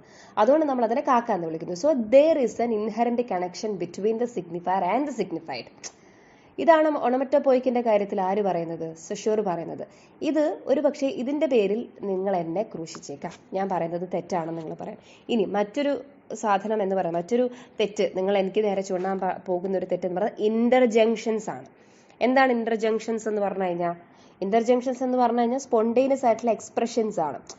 നമുക്ക് വാവ് അല്ലെങ്കിൽ നമ്മൾ ഓട്ടോമാറ്റിക്കലി നമ്മുടെ ഉള്ളിൽ വരുന്ന അയ്യോ, വാവ്, ഇതൊക്കെ ഈ വാക്കുകൾക്കൊക്കെ ഇൻഹറന്റ് കണക്ഷൻസ് ഉണ്ട്. കാരണം നമ്മൾ എന്താണോ സിഗ്നിഫൈ ചെയ്യുന്നത് അല്ലെങ്കിൽ എന്താണ് സിഗ്നിഫൈഡ് അതുമായിട്ട് ബന്ധമുണ്ട്. ആ ഒരു ബന്ധം നമുക്ക് ആശ്ചര്യം പോലെയുള്ള ചില വികാരങ്ങൾ കാണാൻ പറ്റും. ഇതും മറ്റൊരു തെറ്റായിട്ട് നിങ്ങൾ ഒരു പക്ഷെ പറഞ്ഞേക്കാം. മൂന്നാമത്തേത് എന്താണ്? The linear nature of the signifier. Linear nature of the signifier എന്ന് പറഞ്ഞു കഴിഞ്ഞാൽ എന്താണ്? The signifier being auditory is unfolded solely in time from which it gets the following characteristics. That means it represents a pen, whatever it is. അപ്പോൾ നിങ്ങൾ ആ page number 105 അതൊന്ന് വായിക്കുക. അപ്പം നിങ്ങൾക്ക് അദ്ദേഹം പറയുന്നത് എന്താണ്? നമ്മൾ ഇതൊരു ഓഡിറ്ററി ആയതുകൊണ്ട്, കേൾക്കുന്ന സാധനമായതുകൊണ്ട് തന്നെ മീനിങ് പിന്നീട് വരുമെന്നാണ് അദ്ദേഹം പറയുന്നത്. പക്ഷേ സുഷോർ പറഞ്ഞു വെക്കുന്ന ഒരു പോയിന്റ് ഉണ്ട്, എങ്ങനെയാണ് ഒരു വാക്ക് മറ്റതിൽ നിന്ന് വ്യത്യസ്തമാകുന്നത്? അത് ഫൈനലി അദ്ദേഹം പറയുന്നത് എന്താണ്? There is no duality within the act but only different oppositions to what proceeds and what follows. അതായത് ഒരു വാക്കിന്റെ പൂർണ്ണമായ അർത്ഥം കിട്ടുന്നത് അത് അതിന് തൊട്ട് മുന്നേ പറഞ്ഞിരിക്കുന്ന വാക്കിൽ നിന്നും അതിന് ശേഷം പറയാൻ പോകുന്ന വാക്കിൽ നിന്നും വ്യത്യസ്തമാണ് എന്നുള്ളത് കൊണ്ടാണ്. ഇതേ പോയിന്റ് തന്നെയാണ് പിന്നീട് ദരിദ്രയും കുറച്ചും കൂടി ഡീറ്റെയിൽഡ് ആയിട്ട് പറഞ്ഞിരിക്കുന്നത്. ദ മീനിങ് ഇസ് ഡിഫറെന്റ്, അല്ലെങ്കിൽ the meaning of a word is differing. It is differing and also deferring എന്ന് പറയുന്ന ഒരു കോൺസെപ്റ്റ് പിന്നീട് പോസ്റ്റ് സ്ട്രക്ചറലിസത്തിൽ വരുന്നത് ഇതിന്റെ ബേസിസിലാണ്. അതായത് ഒരു വാക്കിന്റെ മീനിങ് അതിന് കിട്ടുന്നത് എന്താണ്? ഇപ്പം കൃഷ്ണൻ എന്ന് പറയുന്നത് കൃഷ്ണനാവുന്നത് എന്തുകൊണ്ടാണ്? കൃഷ്ണൻ രാമനും അല്ല ശിവനും അല്ല, അതുകൊണ്ടാണ് കൃഷ്ണനാവുന്നത് അല്ലെ? ഇപ്പോൾ നമ്മളിപ്പോൾ ഒരു പുഴ എന്ന് പറയുന്നത് എന്തുകൊണ്ടാണ് പുഴയാകുന്നത്? പുഴ എന്ന് പറയുന്നത് പുഴുവല്ല, അതുപോലെ അത് പഴവുമല്ല, അതുകൊണ്ടാണ് അത് പുഴയാകുന്നത്. You got it. സോ ഇത് എന്തുകൊണ്ട് എന്നുള്ളതിൻ്റെ ബേസിക്കലി ഫിലോസോഫിക്കൽ ആയിട്ടുള്ള ക്വസ്റ്റ്യൻസിൻ്റെ ആൻസേഴ്സ് ഒന്നും സുഷോർ കൊടുത്തിട്ടില്ല. അദ്ദേഹം വളരെ സ്ട്രക്ചറൽ ആയിട്ട് അതിൻ്റെ ഏറ്റവും മേലെയുള്ള ഒരു രീതിയിലാണ് സുഷോർ സംസാരിച്ചിട്ടുള്ളത്. ഓക്കെ, അപ്പം ഈ ഒരു ടെക്സ്റ്റിനകത്ത് കുറച്ച് ക്വസ്റ്റ്യൻസ് നിങ്ങൾക്ക് കാണാം. What is semiology? എന്താണ് സെമിയോളജി? അതവിടെ ഗ്ലോസറിയിൽ കൊടുത്തിട്ടുണ്ട്. സെമിയോളജി എന്ന് പറയുന്നത് എന്താണ്? It is a science that studies the life of science within society is conceivable. അതായത് it would be a part of social psychology and consequently of general psychology. Psychology നമ്മൾ പറയുന്ന മനഃശാസ്ത്രത്തിന്റെ മറ്റൊരു വിഭാഗം തന്നെയാണ് സെമിയോട്ടിക്സ്. ഭാഷയുടെ മനഃശാസ്ത്രം, അതാണ് സെമിയോളജി കൊണ്ട് ഉദ്ദേശിക്കുന്നത്. അതാണ് പ്രധാനമായിട്ടൊരു ക്വസ്റ്റ്യൻ. എന്താണ് സൈൻ എന്ന് ചോദിക്കാം. സൈൻ എന്ന് പറഞ്ഞു കഴിഞ്ഞാൽ it is A combination of A signifier and a signified. എന്താണ് സിഗ്നിഫയർ? സിഗ്നിഫയർ എന്ന് പറയുന്നത് നമ്മൾ പറയുന്ന അട്ടർ ചെയ്യുന്ന വേർഡ്. സിഗ്നിഫൈഡ് എന്ന് പറഞ്ഞു കഴിഞ്ഞാൽ ആ അട്ടർ ചെയ്യുന്ന വേർഡ് മീൻ ചെയ്യുന്ന കോൺസെപ്റ്റ് അല്ലെങ്കിൽ ആ ഒരു ഇമേജ്, ഇതാണ് സിഗ്നിഫൈഡ്. ഇത് രണ്ടും കൂടി ചേരുമ്പോൾ നമുക്കൊരു അടയാളം കിട്ടുന്നു. അക്ഷര രൂപത്തിൽ, ലെറ്റേഴ്സിന്റെ രൂപത്തിൽ കിട്ടുന്ന അടയാളമാണ് സൈൻ എന്ന് പറയുന്നത്. ഓക്കെ, ഇത്രയും കാര്യങ്ങളാണ് ഇതിനകത്ത് പ്രധാനമായിട്ടും നോക്കാനുള്ളത്. ഇതിനകത്ത് ശ്രദ്ധിക്കേണ്ട പോയിന്റ് എന്ന് പറഞ്ഞു കഴിഞ്ഞാൽ ഈ ഒരു കോൺസെപ്റ്റ് തന്നെയാണ്. സൈൻ എന്ന് പറയുന്ന കോൺസെപ്റ്റും മീനിങ് എന്ന് പറയുന്നത് ആർബിട്രറി ആണ് എന്നുള്ളൊരു കാര്യം. എന്താണ് ആർബിട്രറി എന്ന് പറഞ്ഞു കഴിഞ്ഞാൽ there is no one to one correspondence, there is no one to one connection between a word, അതായത് between a signifier and a signified. നമ്മൾ പറയുന്ന ഒരു വാക്കിനും സ്വന്തമായ മീനിങ് ഇല്ല, മറിച്ച് നമ്മൾ ആട്രിബ്യൂട്ട് ചെയ്ത് നമ്മൾ കേട്ടും പറഞ്ഞും ശീലിച്ചുണ്ടായിട്ടുള്ളതാണ് ഭാഷയിലുള്ള എല്ലാ വാക്കുകളും അതിൻ്റെ എല്ലാ അർത്ഥങ്ങളും എന്നാണ് സൊഷോർ തൻ്റെ എസ്സേയിൽ പറഞ്ഞു വെക്കുന്നത്. Okay, this is the basic idea you have to remember. ഈ ഒരു പോയിന്റ് പറയുന്ന കൂട്ടത്തിൽ സ്ട്രക്ചറലിസം എന്താണെന്നുള്ളതും കൂടെ ജസ്റ്റ് ഒന്ന് മെൻഷൻ ചെയ്ത് കഴിഞ്ഞാൽ, അല്ലെങ്കിൽ സ്ട്രക്ചറലിസത്തിന്റെ ആരംഭം ഈ ഒരു ടെക്സ്റ്റിലൂടെയാണെന്ന് പറഞ്ഞു കഴിഞ്ഞാൽ അത് കുറച്ചും കൂടി ക്ലാരിറ്റി കിട്ടും. ഓക്കെ, അതുമാത്രമല്ല എപ്പോഴും ഓർക്കേണ്ട ഒരു കാര്യം, ഈ സിഗ്നിഫയർ അഥവാ സൈൻ എന്താണെന്ന് ചോദിച്ചു, വാട്ട് ഈസ് എ സൈൻ എന്ന് ചോദിച്ചു കഴിഞ്ഞാൽ സിഗ്നിഫയർ എന്താണെന്ന് എഴുതുക, സിഗ്നിഫൈഡ് എന്താണെന്ന് എഴുതുക. അതിനകത്ത് വളരെ കൃത്യമായ ഒരു പോയിന്റും കൂടെ ചേർക്കണം.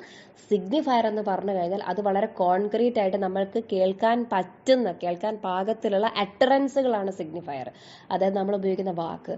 എന്നാൽ അത് ഉദ്ദേശിക്കുന്ന കോൺസെപ്റ്റ് അഥവാ അത് ഉദ്ദേശിക്കുന്ന ഇമേജ് എന്ന് പറഞ്ഞു കഴിഞ്ഞാൽ സിഗ്നിഫൈഡ് എന്ന് പറയുന്നത് അബ്സ്ട്രാക്റ്റ് ആയിട്ടുള്ളൊരു സാധനമാണ്. നമ്മുടെ ബോധമണ്ഡലത്തിൽ മാത്രം നിൽക്കുന്നതാണ്, നമ്മുടെ ബുദ്ധിയിൽ നിൽക്കുന്നതാണ്. അത് ഓരോ വ്യക്തിക്കും വ്യത്യസ്തമാകുന്നത് കൊണ്ടാണ് നമുക്ക് മരം എന്നുള്ള വാക്ക്, മരം എന്ന് പറയുന്ന സിഗ്നിഫയർ, ഞാനിപ്പോൾ മരം എന്ന് പറയുന്ന സിഗ്നിഫയർ പറയുമ്പോൾ നിങ്ങളുടെ ഓരോരുത്തരുടെയും ഉള്ളിൽ പല സിഗ്നിഫൈഡുകൾ വരും. ചില ആൾക്ക് ഞാൻ നേരത്തെ പറഞ്ഞതുപോലെ വാഴ വരും, ചില ആൾക്ക് തെങ്ങ് വരും, ചില ആൾക്ക് മാവ് വരും, ചില ആൾക്ക് പ്ലാവ് വരും. ഈ തരത്തിൽ സിഗ്നിഫൈഡുകൾ വ്യത്യസ്തമാകുന്നതിന്റെ കാരണം എന്താണ്? അത് അബ്സ്ട്രാക്റ്റ് ആയിട്ട്, അമൂർത്തമായിട്ട്, മൂർത്തമല്ലാത്ത ഒരു രൂപമില്ലാത്ത രീതിയിലാണ് നമ്മുടെ ഉള്ളിൽ അത് കയറി നിന്നിട്ടുള്ളത്. അതുകൊണ്ടാണ്. ഓക്കെ, ഇത്രയും പോയിന്റ്സ് ക്ലിയർ ആയിട്ട് പഠിച്ചു വെക്കുക. Then it will be easy for you to crack the exam. Thank you. Hi dears. Now we will get into yet another session on literary criticism, and here we are learning the essay, or rather the excerpts from the essay by Ellen Showalter titled Towards a Feminist Poetics. You can note that this is a typically and a totally different area that we have to learn as far as literary theory is concerned. Ellen Showalter was one of the pioneers of feminist writings, and she introduced many terms, many concepts regarding feminism and feminist criticism. You know what a criticism is. What actually criticism is? Criticism is simply to reinterpret and reevaluate and reanalyze the literary text which are produced to the world, which are produced to the readers. You have your own freedom to analyze a text. We know that it is there, but at the same time, if you want to categorize a text into one particular group, you need to stick on to certain rules and regulations.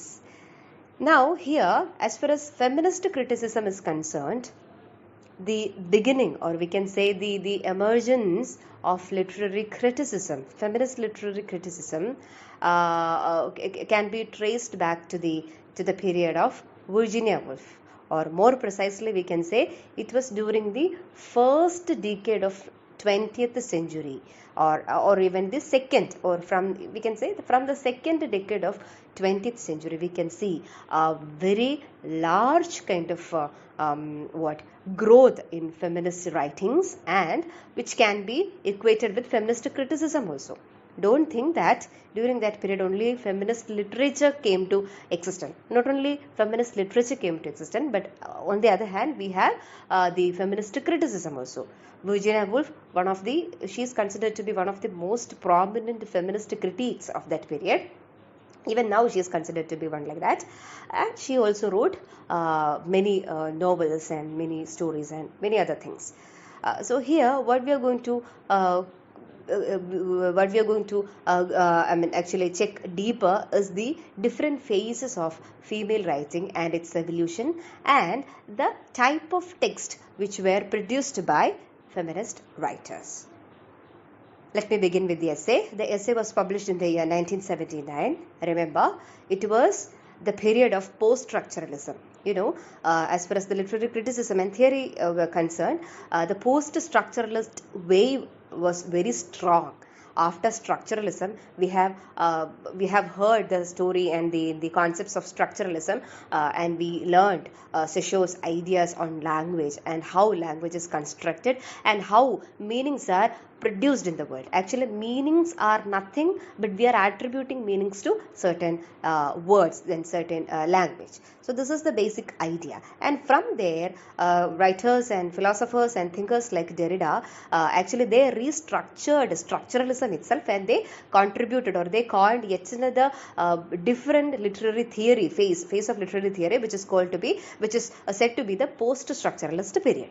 And because of the post-structuralist wave, literary critiques, including females, started to analyze how the literary texts were produced into the world, and how it had been produced before or earlier, and how it is now being produced, and what are its nuances. So all these things came to discussion during the post-structuralist period. So remember, it was the post-structuralist idea that gave a new way or a new path to the female writers and female critics and thinkers of that period.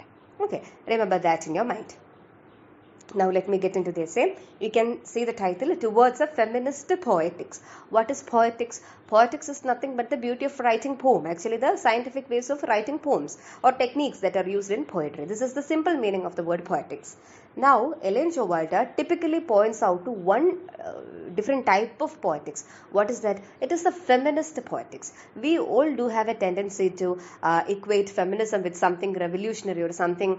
We do have a tendency to stereotype women in our society. If a woman is wearing a jeans and a shirt, probably we will call her a feminist. And we have in Malayalam, we have a more debating term for the word feminism or feminist. It is feminici. You might have heard the word. Feminici, which is a total negation of the whole idea of feminism. It is a distorted word in Malayalam, feminici. We are actually മലയാളീകരിച്ചു കൊണ്ടുവരാണ് ആ വാക്കിനെ, ഫെമിനിസ്റ്റിനെ ഫെമിനിച്ചി എന്ന് വെച്ചിട്ട്. അത് വളരെ negative ആയിട്ടുള്ളൊരു വേർഡാണ്. But remember, this is not the concept the real feminism had in its mind. It is not only Ellen Showalter. We have many other writers who contributed to the idea of feminism during that period, 1960s and 70s. We have Helen Sissou, we have Simone de Beauvoir, and even before that we have Virginia Woolf, Dorothy Richardson. So many people are there in the lineage of feminism. Now, Ellen Showalter particularly, she specifically categorized how the evolution took place in the history. Okay, if you cross-check the essay, we can simply divide the essay into two sections. In the first section, she says, or she mentions, two different types of feminist writings. That means two different types or two different categorization. What does that mean? The first type is feminist critique, and the second one is gynocritique. You can say the word feminist critique and gynocritique. അതായത് Ellen Showalter ഈ എസ്സേക്കകത്ത് ചെയ്യുന്ന കാര്യം, എങ്ങനെയാണ് സ്ത്രീപക്ഷ എഴുത്തുകളുടെ ഒരു ഉത്ഭവം എങ്ങനെയാണ് അത് സംഭവിച്ചിട്ടുള്ളത്, അതിൻ്റെ വളർച്ച എങ്ങനെയാണ് എന്നൊക്കെയാണ് എലൻ ഷോവാൾട്ടർ സംസാരിക്കുന്നത്. അപ്പോൾ ശ്രദ്ധിക്കുക, എലൻ ഷോവാൾട്ടർ പറയുന്നത് സ്ത്രീപക്ഷ എഴുത്തുകളെ നമുക്ക് പ്രധാനമായിട്ടും 2 തരമായിട്ട്, അതായത് ഇതുവരെ ഉണ്ടായിട്ടുള്ള ചരിത്രം മുഴുവൻ എടുത്ത് പരിശോധിച്ചു കഴിഞ്ഞാൽ നമുക്ക് ബ്രോഡ്ലി 2ആയിട്ട് നമുക്കതിനെ വിഭജിക്കാം. ഒന്ന് ഫെമിനിസ്റ്റ് ക്രിട്ടീക്ക്, അതായത് ശ്രദ്ധിക്കുക, ക്രിട്ടീക്ക് എന്നാണ് ഉദ്ദേശിച്ചിരിക്കുന്നത്, ക്രിറ്റിസിസം അല്ല. അതായത് ക്രിട്ടീക്ക് എന്ന് വാക്ക് ക്രിട്ടീക്ക് എന്നാണെങ്കിലും അതുകൊണ്ട് അർത്ഥമാക്കുന്നത് ലിറ്ററേച്ചർ എന്ന് തന്നെയാണ്. ക്രിറ്റിസിസത്തെ പറ്റിയല്ല സംസാരിക്കുന്നത്, എങ്ങനെയാണ് ഫെമിനിസ്റ്റ് എഴുത്തുകൾ വന്നിട്ടുള്ളത്, അല്ലെങ്കിൽ നമുക്ക് വേറൊരു അർത്ഥത്തിൽ പറയാം എങ്ങനെയാണ് സ്ത്രീകൾ എഴുതിയിട്ടുണ്ടായിരുന്നത്. 2 ടേംസ് ആണ്. ഒന്ന് ഫെമിനിസ്റ്റ് ക്രിട്ടീക്കും അടുത്തത് ഗൈനോ ക്രിട്ടീക്കും. എന്താണ് ഫെമിനിസ്റ്റ് ക്രിട്ടീക്ക് എന്ന് പറഞ്ഞു കഴിഞ്ഞാൽ? ഫെമിനിസ്റ്റ് ക്രിട്ടിക് എന്ന് പറഞ്ഞു കഴിഞ്ഞാൽ കൃത്യമായിട്ട് പറയുകയാണെങ്കിൽ ഒരു 1900 വരെ, അല്ലെങ്കിൽ 1920, 10, 20, 30 ആ ഒരു കാലഘട്ടം വരെ, first 2 or 3 decades of 20th century, ആ ഒരു സമയം വരെ സ്ത്രീകൾ എഴുതിയിട്ടുണ്ട്. ഒരുപാട് സ്ത്രീകൾ എഴുതിയിട്ടുണ്ട്. ഇംഗ്ലീഷ് ലാംഗ്വേജിൽ ഇഷ്ടംപോലെ ആൾക്കാർ എഴുതിയിട്ടുണ്ട്. അമേരിക്കൻ ലിറ്ററേച്ചറിലും നമുക്ക് ഒരുപാട് സ്ത്രീകളെ കാണാം, സ്ത്രീ കഥാപാത്രങ്ങളെയും എഴുത്തുകാരെ നമുക്ക് കാണാം. അവരൊക്കെ എഴുതിയിട്ടുണ്ട്. പക്ഷെ അവരൊക്കെ ചെയ്തത് എന്തായിരുന്നു? അവരൊക്കെ ചെയ്തിട്ടുള്ളത് ശരിക്കും പറഞ്ഞാൽ പ്രാക്ടിക്കലി അവരൊക്കെ എന്തായിരുന്നു? അവരൊക്കെ പാസീവായിട്ടുള്ള റീഡേഴ്സ് ആയിരുന്നു. ആരുടെ റീഡേഴ്സ്? മെയിൽ പ്രൊഡ്യൂസ്ഡ് ലിറ്ററേച്ചറിൻ്റെ, അതായത് പുരുഷന്മാർ പ്രൊഡ്യൂസ് ചെയ്യുന്ന സാഹിത്യ സൃഷ്ടികളുടെ വായനക്കാരായിരുന്നു ഒരു ഘട്ടം വരെ സ്ത്രീകളൊക്കെ. അതിനിടയ്ക്ക് സ്ത്രീകൾ എഴുതിയിട്ടുണ്ട്, ഇല്ല എന്നല്ല. പക്ഷെ നമുക്ക് വലിയൊരർത്ഥത്തിൽ വിഭജിക്കുമ്പോൾ ഒന്നതാണ് ഫെമിനിസ്റ്റ് ക്രിട്ടിക്. അവരെന്ത് ചെയ്യാണ്? സ്ത്രീകളെ പറ്റിയിട്ടോ അല്ലെങ്കിൽ സ്ത്രീകൾ കഥാപാത്രങ്ങളായിട്ട് വരുന്ന പുരുഷന്മാരുടെ ടെക്സ്റ്റുകളും അല്ലാതെയുള്ള ടെക്സ്റ്റുകളും വായിക്കുക, അതിനെ വായിച്ചിട്ട് ഒരു എന്താ പറയുക, ഒരു അനാലിസിസോ അല്ലെങ്കിൽ ഒരു ഇന്റർപ്രിട്ടേഷനോ ഒക്കെ നടത്തുക. ഇത്ര മാത്രമേ സംഭവിച്ചിട്ടുണ്ടായിരുന്നുള്ളൂ. എന്നാൽ രണ്ടാമതൊരു സെക്ഷൻ, നമ്മുടെ സ്ത്രീപക്ഷ എഴുത്തുകളുടെ ചരിത്രത്തിൽ വരുന്ന രണ്ടാമത്തൊരു സെക്ഷൻ എന്ന് പറഞ്ഞു കഴിഞ്ഞാൽ ഗൈനോ ക്രിട്ടീക്ക് എന്ന് പറയുന്നൊരു വേർഡാണ്. എന്താണ് ഗൈനോ? നിങ്ങൾ ഗൈനക്കോളജിസ്റ്റ് എന്ന് കേട്ടിട്ടില്ലേ? Gynecologist is something or someone who specializes in the reproducing system of a human, especially a female മാത്രമല്ല പുരുഷന്മാരുടെ. അപ്പം ഈ റീപ്രൊഡക്ഷൻ എന്ന് പറയുന്നത് it is A purely physical activity, അതായത് പ്രത്യുൽപാദനം എന്ന് പറയുന്നത്. ആ പ്രത്യുൽപാദനം എന്ന് പറയുന്നത് ഫിസിക്കൽ ആണെങ്കിലും ഇവിടെ സ്ത്രീപക്ഷ എഴുത്തിന്റെ കാര്യത്തിൽ ആ ഒരു വാക്ക് ഉദ്ദേശിക്കുന്നത് എന്തർത്ഥത്തിലാണ്? അവർ റീപ്രൊഡ്യൂസ് ചെയ്യാൻ തുടങ്ങി. കുറേ കാലമായിട്ട് അവർ വായിച്ചും മനസ്സിലാക്കിയും കൊണ്ടിരുന്ന കാര്യങ്ങളെപ്പറ്റി അവർ റീപ്രൊഡ്യൂസ് ചെയ്യാൻ തുടങ്ങി, അവർ ഉൽപ്പാദിപ്പിക്കാൻ തുടങ്ങി, അവർ പ്രത്യുൽപാദനം നടത്താൻ തുടങ്ങി. എന്തിന്റെ പ്രത്യുൽപാദനം? അക്ഷരങ്ങളുടെ പ്രത്യുൽപാദനം, വാക്കുകളുടെ പ്രത്യുൽപാദനം. അതായത് സ്വന്തമായ സാഹിത്യ സൃഷ്ടികളുടെ ഒരു ഉൽപാദനം ആര് നടത്താൻ തുടങ്ങി? സ്ത്രീകൾ നടത്താൻ തുടങ്ങി. ഇതിനെയാണ് ഗൈനോ ക്രിട്ടീക്ക് എന്ന് എലൻ ഷോവാൾട്ടർ വിളിക്കുന്നത്. കാര്യം മനസ്സിലായല്ലോ? എലൻ ഷോവാൾട്ടർ പറയുന്നത് നമുക്ക് നോക്കാം, ഈ 1979-80 കാലഘട്ടത്തിൽ എത്തി നിൽക്കുമ്പോൾ എന്താണ് സ്ത്രീപക്ഷ എഴുത്തുകൾക്ക് സംഭവിച്ചിട്ടുള്ളത്.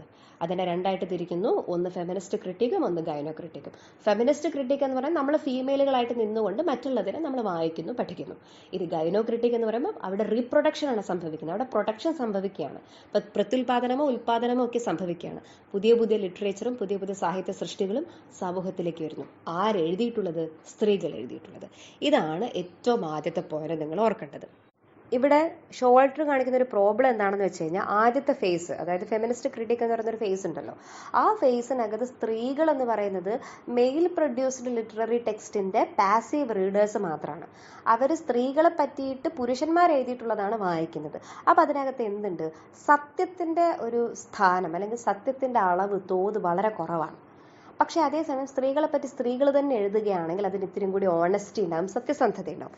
ഇതുകൊണ്ട് ഈ ഒരൊറ്റ കാര്യം കൊണ്ട് തന്നെ നമുക്ക് പറയാൻ പറ്റും, ഇത്രയും കൂടി നല്ല ഫേസ് അല്ലെങ്കിൽ ഇത്രയും കൂടെ സത്യസന്ധമായിട്ടുള്ളതും ട്രൂത്ത്ഫുൾ ആയിട്ടുള്ളൊരു ഫേസ് എന്ന് പറയുന്നത് ഗൈനോ ക്രിട്ടിക് ആണ്. ഫെമിനിസ്റ്റ് ക്രിട്ടിക്കിൽ കാര്യമായിട്ട് അവർക്കൊന്നും ചെയ്യാനില്ല, അവർ വളരെ പാസീവാണ്. പക്ഷെ ഗൈനോ ക്രിട്ടിക് ആകുമ്പോഴത്തേക്ക് ഓൾമോസ്റ്റ് ആ ഒരു 20th centuryയുടെ ബിഗിനിങ് ഒക്കെ ആകുമ്പോഴത്തേക്ക് ഗൈനോ ക്രിട്ടിക് എന്ന് പറയുന്നൊരു ഫേസിലേക്ക് സ്ത്രീകൾ മാറാൻ തുടങ്ങിയിട്ടുണ്ട്. അവർ ആ ഒരു ഭാഗത്തേക്ക് ആ ഒരു ഫേസിലേക്ക് അവർ മാറി തുടങ്ങിയിട്ടുണ്ട്. അവർ റീപ്രൊഡ്യൂസ് ചെയ്യുകയാണ്. റീപ്രൊഡ്യൂസ് ചെയ്യുമ്പോൾ ഇത്തിരി കൂടി തനതായ കാര്യങ്ങൾ, യുണീക്ക് ആയിട്ടുള്ള കാര്യങ്ങൾ അവർക്ക് സ്വന്തമായിട്ടും സത്യസന്ധമായിട്ടും പറയാൻ പറ്റുന്ന ഒരു കാര്യം കൂടിയാണ്. അതുകൊണ്ട് തന്നെ ഗൈനോ ക്രിട്ടിക് ആണ് ബെറ്റർ.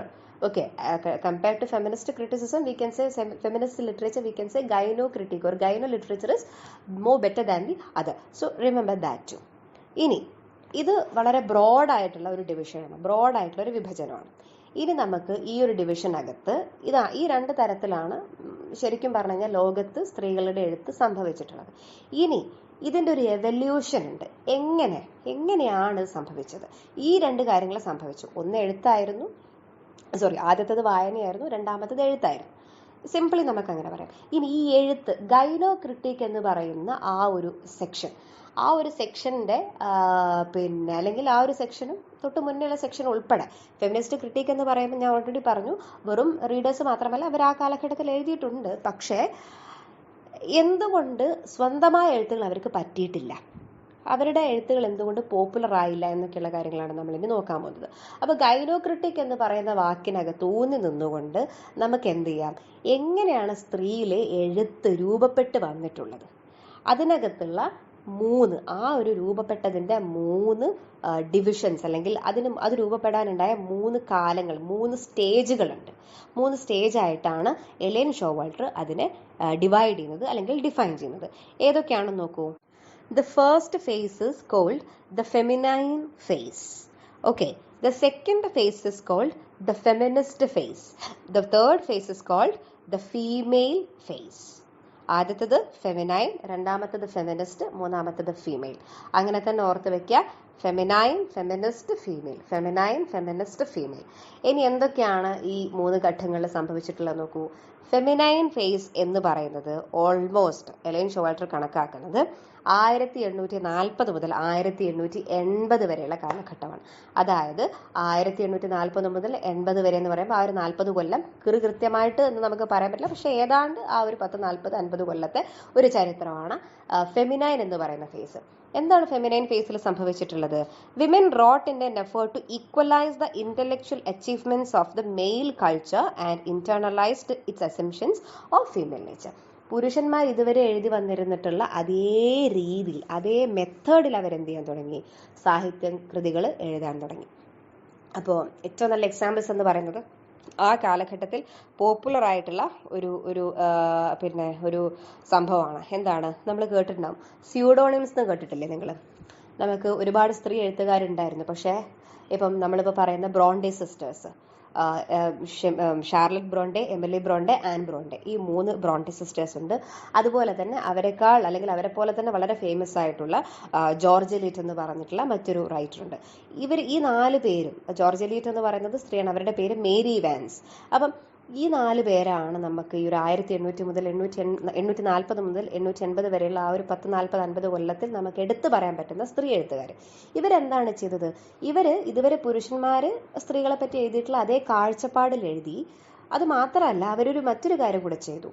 സ്ത്രീകളുടെ പേരിലാണ് പുസ്തകം പബ്ലിഷ് ചെയ്യുന്നതെങ്കിൽ ഒരു പക്ഷേ സമൂഹം ആക്സെപ്റ്റ് ചെയ്യില്ല എന്നുള്ളത് കൊണ്ട് അവരെന്ത് ചെയ്തു, അവരുടെ പേരുകൾ സ്യൂഡോണിം ആക്കി. സ്യൂഡോണിം എന്ന് പറഞ്ഞാൽ എന്താണ്? നമ്മൾ കള്ളപ്പേരിൽ എഴുതില്ലേ, കള്ളപ്പേരിൽ എഴുതി. എന്താണ് അവരുടെ കള്ളപ്പേര്? സ്ത്രീ എന്നുള്ള പേര്, അല്ലെ സ്ത്രീ ആണെന്ന് തോന്നിപ്പിക്കുന്ന പേര് മാറ്റിയിട്ട് പുരുഷന്മാരുടെ പേരിൽ എഴുതി. ഓക്കെ. പിന്നെ ഷാർലറ്റ് ബ്രോണ്ടേക്കും എമിലി ബ്രോണ്ടേക്കും ആൻ ബ്രോണ്ടേക്കും ഒക്കെ എന്തുണ്ടായിരുന്നു? സ്യൂഡോണിംസ് ഉണ്ടായിരുന്നു. ഏറ്റവും നല്ല സ്യൂഡോണിം ജോർജ് എലീറ്റ് ആണ്. നമ്മളിപ്പോഴും അവരെ ജോർജ് എലീറ്റ് എന്നാണ് വിളിക്കുന്നത്. ആ എഴുത്തുകാരി നമ്മൾ ജോർജ് എലീറ്റ് എന്നാണ് വിളിക്കുന്നത്. But we actually seldom say her name. അവരുടെ സ്വന്തം പേര് മേരി ആൻ ഇവാൻസ് എന്നാണ്.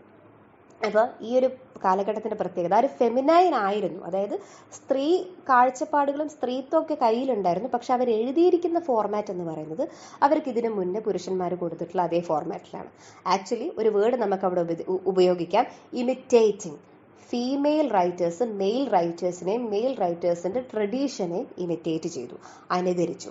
ഇതാണ് ഫസ്റ്റ് ഫേസ് ആയിട്ടുള്ള ദ ഫെമിനൈനിൽ സംഭവിച്ചിട്ടുള്ളത്. ഇനി രണ്ടാമത്തെ ഫേസ് ഏതാണെന്ന് നോക്കൂ. This is the feminist phase. 1880 മുതൽ 1920 വരെയുള്ളത്. അതായത് ഗൈനോ ക്രിട്ടിക് എന്ന് പറയുന്ന ആ ഒരു റിയൽ ആയിട്ടുള്ള ഒരു പൊസിഷനിലേക്ക് നമ്മൾ കിടക്കുന്നത് ഏതാണ്ട് ഈ ഒരു 19th സെഞ്ചുറിയുടെ അവസാനം 20th സെഞ്ചുറിയുടെ ബിഗിനിങ്ങിലാണ്. എന്താണ് ഏതാണ്ട് ആ സമയത്ത് സംഭവിച്ചിട്ടുള്ളത് നോക്കൂ. ആ വാക്ക് നോക്കൂ, ഫെമിനിസ്റ്റ്. ആ വേർഡ് നമ്മൾ ഇന്ന് ഉപയോഗിക്കുന്ന, കോമൺ ആയിട്ട് ഉപയോഗിക്കുന്ന ആ വാക്ക് വന്നിട്ടുള്ളത് ആ ഒരു കാലഘട്ടത്തിലാണ്. The feminist phase. എന്ത് ചെയ്തു അവര്? ദേ rejected the accommodation postures of femininity and to use literature to dramatize the ordeals of wronged womanhood. ആ കാലഘട്ടത്തിലുള്ള എഴുത്തുകാരുടെ എണ്ണം വളരെ ചുരുക്കമാണ്, വളരെ കുറവാണ്. അതിനൊരു കാരണമുണ്ട്. പിന്നെ ഒരുപാട് മാറ്റങ്ങൾ, ഇൻഡസ്ട്രിയൽ റവല്യൂഷൻ മുതൽ പിന്നെ വിക്ടോറിയ രാജ്ഞിയുടെ കാലഘട്ടം മുതൽ ഇൻഡസ്ട്രിയൽ റവല്യൂഷൻ, അതിനുശേഷം തുടർന്ന് വന്നിട്ടുള്ള പലതരം യുദ്ധങ്ങൾ, അതിനുശേഷം വന്നിട്ടുള്ള ഒന്നാം ലോക മഹായുദ്ധം ഉൾപ്പെടെയുള്ള ഒരുപാട് വിഷയങ്ങൾ, അവിടെ സാമൂഹിക വിഷയങ്ങൾ ഒരുപാട് ഉള്ളത് കൊണ്ട് തന്നെ എഴുത്തുകാരികളുടെ എണ്ണം താരതമ്യേന കുറവാണ്. ആ കാലഘട്ടത്തിലുള്ള ലിറ്ററേച്ചറിന്റെ അളവിലും കാര്യമായ കണ്ടമാനം വ്യത്യാസം അതിനകത്ത് വന്നിട്ടുണ്ട്. ഒരു 1920-കൾക്ക് ശേഷമാണ് പിന്നീട് വലിയ രീതിയിലുള്ള ഒരു പിന്നെ സാഹിത്യത്തിന്റെ വലിയൊരു വളർച്ച നമ്മൾ പിന്നെ കാണുന്നത്. മോഡേണിസം എന്ന് പറയുന്ന ഒരു പീരീഡിലേക്ക് എത്തുന്നത് ആ ഒരു സമയത്തിന് ശേഷമാണ്. അതുവരെയുള്ള എഴുത്തുകാരികളുടെ എണ്ണം കുറവാണ്. എന്നാലും അവിടെ ഒരു സംഭവം ഉണ്ടായത് എന്താണെന്ന് വെച്ച് കഴിഞ്ഞാൽ, ഇതുവരെ ഇമിറ്റേറ്റ് ചെയ്ത് വന്നിരിക്കുന്ന രീതിയെ അവർ റിജക്റ്റ് ചെയ്യാൻ തുടങ്ങി. അതായത് ഇതുവരെ നിങ്ങൾ എഴുതിയിരിക്കുന്നത് പോലെ അല്ല ശരിക്കുള്ള സ്ത്രീ, ഞങ്ങൾക്ക് ഞങ്ങളുടേതായ കുറേ കാര്യങ്ങൾ പറയാനുണ്ട്, ഞങ്ങൾക്ക് ഞങ്ങളുടേതായ കുറേ സത്യങ്ങളുണ്ട് എന്നുള്ള രീതിയിലേക്ക് അവരെന്ത് ചെയ്തു, ആ ഫെമിനിസ്റ്റ് ആയി മാറാൻ തുടങ്ങി. ഫെമിനിസ്റ്റ് എന്നിലുള്ള ആ ഒരു അസ്തിത്വത്തെ, എക്സിസ്റ്റൻഷ്യൽ ആയിട്ടുള്ള ഒരു അസ്തിത്വത്തെ സ്ത്രീകൾ എന്ത് ചെയ്തു, ഉപയോഗിക്കാൻ തുടങ്ങിയ ഒരു ഫേസ് ആണ് second phase, that is the feminist phase. ഇനി ഇമിറ്റേഷൻ എന്ന് പറയുന്ന ഫസ്റ്റ് ഫേസും റിജക്ഷൻ എന്ന് പറയുന്ന സെക്കൻഡ് ഫേസും കഴിഞ്ഞു. അതായത് നമ്മുടെ ഫെമിനൈനും കഴിഞ്ഞു, ഫെമിനിസ്റ്റും കഴിഞ്ഞു. ഇനി മൂന്നാമത്തെ ഫേസ് എന്ന് പറയുന്നത് എന്താണ്? ഏറ്റവും സിമ്പിൾ ആയിട്ടുള്ള ഒരു വാക്കാണത്, ദ ഫീമെയിൽ ഫേസ്. ഫീമെയിൽ എന്താണ്? ഫീമെയിൽ സ്ത്രീ, അതിലപ്പുറത്തേക്കൊന്നുമില്ല. സ്ത്രീ എന്ന് പറഞ്ഞു കഴിഞ്ഞാൽ ഇവിടെയാണ് ശരിക്കുമുള്ള ഗൈനോക്രിട്ടിക് ആയിട്ട് സ്ത്രീകൾ മാറിയിട്ടുള്ളത്. എന്താണ് നോക്കൂ, it actually almost began or started during the 1920s. ഞാൻ പറഞ്ഞത് ഫസ്റ്റ് വേൾഡ് വാറിന് ശേഷമുള്ള ഒരു പീരീഡാണ്. നമുക്ക് കൃത്യമായിട്ട് എണ്ണിയെടുക്കാൻ പറ്റുന്ന ഒരുപാട് എഴുത്തുകാരികൾ ആ കൂട്ടത്തിലുണ്ട്. അതിൽ ഏറ്റവും ടോപ്പിൽ നിൽക്കുന്നത് വെർജീനിയ വുൾഫ്, ഡൊറോത്തി റിച്ചർഡ്സൺ ഒക്കെയാണ്. അതിനുശേഷം ഇപ്പുറത്ത് വരുന്നത് സിൽവിയ പ്ലാത്തിനെ പോലെയുള്ള ആൾക്കാരാണ്. തൊട്ട് മുന്നേ പറഞ്ഞിരിക്കുന്ന ഫെമിനിസ്റ്റ് ഫേസിനകത്ത് നമുക്ക് സംസാരിക്കാൻ പറ്റുന്ന എഴുത്തുകാരാണ് പിന്നെ നമ്മുടെ അമേരിക്കൻ പോയറ്റൊക്കെ ആയിട്ടുള്ള എമിലി ഡിക്കിൻസനെ പോലെയുള്ള എഴുത്തുകാരൊക്കെ. അവരൊക്കെ ആ ഒരു കാലഘട്ടത്തിൽ ഒരുപാട് എഴുതിയിട്ടുള്ള എഴുത്തുകാരികളാണ്. അപ്പോൾ ശ്രദ്ധിക്കുക, മൂന്നാമത്തെ ഫേസ് ആണ് ഫീമെയിൽ ഫേസ് എന്ന് പറയുന്നത്. എന്താണ്? Women rejected both imitation and reject. എന്തുകൊണ്ടാണ്? ഒന്നുകിൽ അവർ തൊട്ട് മുന്നേ പറഞ്ഞത് ഒന്ന് റിജക്റ്റ് ചെയ്യുക, അതിന് മുന്നേ ഉണ്ടായിരുന്ന എന്തായിരുന്നു, ഇമിറ്റേറ്റ് ചെയ്യുക. പക്ഷെ ഇതിൽ രണ്ടിലൊരു സംഭവം ഉണ്ട്. ഇതിൽ രണ്ടിലും സ്ത്രീ എഴുത്തുകാർ ഒരു സത്യം അംഗീകരിക്കുകയാണ്. അതായത് ഫീമെയിൽസിനെ പറ്റിയിട്ട് പിന്നെ മെയിൽസ് പ്രൊഡ്യൂസ് ചെയ്തിരിക്കുന്ന സാധനത്തിന് നിലനിൽപ്പുണ്ട് എന്ന് അംഗീകരിക്കുകയാണ്. നമ്മളൊന്നിനെ ഇമിറ്റേറ്റ് ചെയ്യുകയാണെങ്കിൽ അതിൻ്റെ അർത്ഥം എന്താണ്? ഒറിജിനലിനെ നമ്മൾ ഇമിറ്റേറ്റ് ചെയ്യുന്നു, അതാണ് ഒറിജിനൽ, അതാണ് യഥാർത്ഥമായിട്ടുള്ളത്, അതിൻ്റെ ഡ്യൂപ്ലിക്കേറ്റ് നമ്മൾ ഉണ്ടാക്കുന്നു. ഇനി രണ്ടാമത്തെ സെക്ഷൻ എന്താണ്? അതിനെ നമ്മൾ റിജക്റ്റ് ചെയ്യുക. അപ്പോൾ ഒരു സംഭവം നമ്മൾ ഒന്നിനെ റിജക്റ്റ് ചെയ്യുന്നുണ്ടെങ്കിൽ അതിൻ്റെ അർത്ഥം എന്താ? അവിടെ ഉണ്ട് എന്നുള്ളതിന്, അതായത് ഇങ്ങനെയൊക്കെ കാര്യങ്ങൾ ഉണ്ട് എന്നുള്ളതിനെ നമ്മൾ അംഗീകരിക്കുന്നു, പക്ഷേ I'm not ready to accept it. അതല്ല അതിൻ്റെ അർത്ഥം. ഈ ഫീമെയിൽ ഫേസ് ആകുമ്പോഴത്തേക്ക് വെർജീനിയ വുൾഫിനെ പോലെയൊക്കെയുള്ള എഴുത്തുകാരികൾ ചെയ്ത എന്താണെന്ന് വെച്ച് കഴിഞ്ഞാൽ, അവർ ഈ രണ്ട് മെത്തേഡിനെയും പൂർണ്ണമായിട്ടും എതിർത്തു. അവർ പറഞ്ഞു, നിങ്ങൾ ഇമിറ്റേറ്റും ചെയ്യേണ്ട, റിജക്റ്റും ചെയ്യേണ്ട. അത് രണ്ടും ചെയ്യുമ്പോൾ സംഭവിക്കുന്നത് നമ്മുടെ പുരുഷന്മാരുടെ എഴുത്തിനെ അംഗീകരിക്കുകയാണ്, ഒന്നല്ലെങ്കിൽ മറ്റൊരർത്ഥത്തിൽ നമ്മൾ അംഗീകരിക്കുകയാണ്. Please forget everything. അതൊക്കെ മറന്നേക്കും. നിങ്ങൾ എന്തിനാണ് മറ്റൊന്നിനെ ആശ്രയിച്ച് നിൽക്കുന്നത്?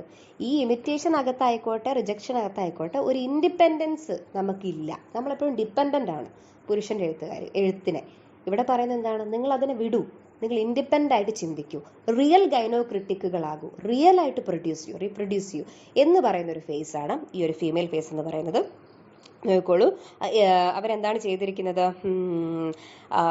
ദേ turned to female experiences as a source of autonomous art. അവർ പറയുന്നത് എന്താണ്? സ്ത്രീകളുടെ ഉള്ളിലുള്ള ഇമോഷൻസും വികാരങ്ങളും നിങ്ങൾ സ്വന്തമായിട്ട് എഴുതൂ, അത് മതി. അതാണ് ഏറ്റവും പ്രോപ്പറായിട്ടുള്ള സ്ത്രീപക്ഷ എഴുത്തെന്ന് പറയുന്നത്. മറ്റുള്ളവർ എഴുതിയതിനെ പറ്റി നമ്മൾ ചിന്തിക്കുകയേ വേണ്ട എന്നാണ് ഒരുപാട് എഴുത്തുകാരികൾ, ഏറ്റവും പ്രധാനമായിട്ട് വെർജീനിയ വുൾഫ് സംസാരിക്കുന്നത്. വെർജീനിയ വുൾഫിൻ്റെ വളരെ ഫേമസ് ആയിട്ടുള്ള ഒരു പുസ്തകമുണ്ട്, റോബ് ഓഫ് ഫൺസോൺ എന്ന് പറയുന്നത്. എങ്ങനെയാണ് ഒരു സ്ത്രീക്ക് എഴുത്തുകാരി ആവാൻ പറ്റുക? അവൾക്ക് സ്വസ്ഥമായിട്ടുള്ളൊരു അന്തരീക്ഷം വേണം. ഒരു പെന്നും പേപ്പറും ഒരു ഡെസ്കും ഉണ്ടെങ്കിൽ ഷീ ക്യാൻ റൈറ്റ്. അതിൽ കൂടുതലൊന്നും അവൾക്ക് വേണ്ട. കാരണം അവളും പുരുഷനെ പോലെ തന്നെയാണ് ചിന്തിക്കുന്നത്. അതേപോലെ തന്നെ പുരുഷൻ ചിന്തിക്കുന്നത് അവൻ്റെ സൈഡിൽ, സ്ത്രീ ചിന്തിക്കുന്നത് അവളുടേതായ സൈഡിൽ. ആ ഒരൊറ്റ വ്യത്യാസം മാത്രമേ ഉള്ളൂ. അപ്പം ഈ തരത്തിലുള്ള പുതിയ പുതിയ കാഴ്ചപ്പാടുകൾ കൊണ്ടുവന്നൊരു കാലഘട്ടമാണ് അവസാനത്തെ ഫേസ്. 1920 മുതൽ എന്ന് നമുക്ക് കൃത്യമായിട്ട് പറയുന്നുണ്ടെങ്കിൽ ഓർത്തോള്, അവിടെ നമ്മൾ ഏറ്റവും ആദ്യവും അവസാനവും നമ്മൾ മെൻഷൻ ചെയ്യേണ്ട പേര് വെർജീനിയ വുൾഫിൻ്റെ പേരാണ്. ഓക്കെ, അതിൻ്റെ കൂടെ നമുക്ക് ഡൊറോത്തി റിച്ചർഡ്സൺ ഉണ്ട്, പിന്നെ മറ്റു പല എഴുത്തുകാരികളുണ്ട്. കുറച്ചും കൂടെ ഇങ്ങോട്ട് വരാൻ 1930-40 ഒക്കെ ആകുമ്പോഴത്തേക്ക് വരുമ്പോഴത്തേക്ക് നമുക്ക് പിന്നെ സിൽവിയ പ്ലാത്തിനെ പോലെയുള്ള പോയറ്റ്സ് ഉണ്ട്, കമലാദാസിനെ പോലെയുള്ള പോയറ്റ്സ് ഒക്കെ ആ ഒരു ഗ്രൂപ്പിൽ വരുന്നുണ്ട്. അതിനുശേഷം ഇങ്ങോട്ടുള്ളതെല്ലാം ഒരർത്ഥത്തിൽ ഫീമെയിൽ ഫേസ് തന്നെയാണ്. കാരണം എന്താണ്? They are asserting their own selves. Okay, ഈ ഒരു ഫേസ് ആണ് ശരിക്കുമുള്ള ഗൈനോക്രിറ്റിക്കുകളാക്കിയിട്ട് സ്ത്രീയെ മാറ്റിയിട്ടുള്ളത് എന്നാണ് ആര് പറയുന്നത്? എലിയൻ ഷോവാൾട്ടർ അവസാനമായിട്ട് പറഞ്ഞു നിർത്തുന്നത്. അവസാനം ഈ ഒരു എസ്സേയുടെ ഫൈനൽ പോയിന്റിൽ പിന്നെ എലിയൻ ഷോവാൾട്ടർ എടുത്ത് നിൽക്കുന്ന ഒരു കൺക്ലൂഷൻ എന്ന് പറഞ്ഞാൽ എന്താണ്? The current theoretical impasse and feminist criticism comes from the divided consciousness of women. പിന്നീട് അതായത് ഈ 1960, 70, 80 കാലഘട്ടങ്ങളൊക്കെ ആകുമ്പോഴത്തേക്ക് വീണ്ടും രണ്ടാം ലോക മഹായുദ്ധം സംഭവിച്ചു. അതിനുശേഷം പല മാറ്റങ്ങളും സംഭവിച്ചിട്ടുണ്ട്. അപ്പം സ്ത്രീകൾ ഡിസ്ലൊക്കേറ്റഡ് ആവാൻ തുടങ്ങി, അങ്ങനെയുള്ള പല കാര്യങ്ങളും സംഭവിച്ചു. ഇതിൻ്റെ പേരിൽ ഇന്ന് ഫെമിനിസത്തിന്, അതായത് ഒറിജിനൽ ഫെമിനിസത്തിന് ചെറിയൊരു മാറ്റം സംഭവിച്ചിട്ടുണ്ടെങ്കിലും അതൊരിക്കലും ഒരു നെഗറ്റീവ് അല്ല. ആ ഒരു ഇംപാസ്, അതായത് ഒരു പോസ് അവിടെ സംഭവിച്ചിട്ടുണ്ട്, ഒരു ഗ്യാപ്പ് വന്നിട്ടുണ്ട്. ആ ഗ്യാപ്പ് ഫില്ല് ചെയ്യാൻ പറ്റും എന്നുള്ളൊരു വിശ്വാസത്തിൽ, ആ ഒരു ഹോപ്പിൽ തന്നെയാണ് എലിയൻ ഷോവാൾട്ടർ തൻ്റെ എസ്സേ അവസാനിപ്പിക്കുന്നത്. ഓക്കെ, ഫെമിനിസം എന്ന് പറയുന്നത് ഒരു സൂപ്പർഫിഷ്യൽ ആയിട്ടുള്ള ഒരു സാധനമല്ല, മറിച്ച് സൊസൈറ്റിയിലും ഓരോ വ്യക്തിയുടെ ഉള്ളിലും കൃത്യമായിട്ട് വളരെ കൃത്യമായിട്ടുള്ള ബേസും അടിത്തറയും ഉള്ളൊരു കാര്യമാണെന്നുള്ള ഒരു കോൺസെപ്റ്റിലാണ് എലിയൻ ഷോവാൾട്ടർ ഈ ഒരു എസ്സേ ഫൈനലായിട്ട് നിർത്തുന്നത്.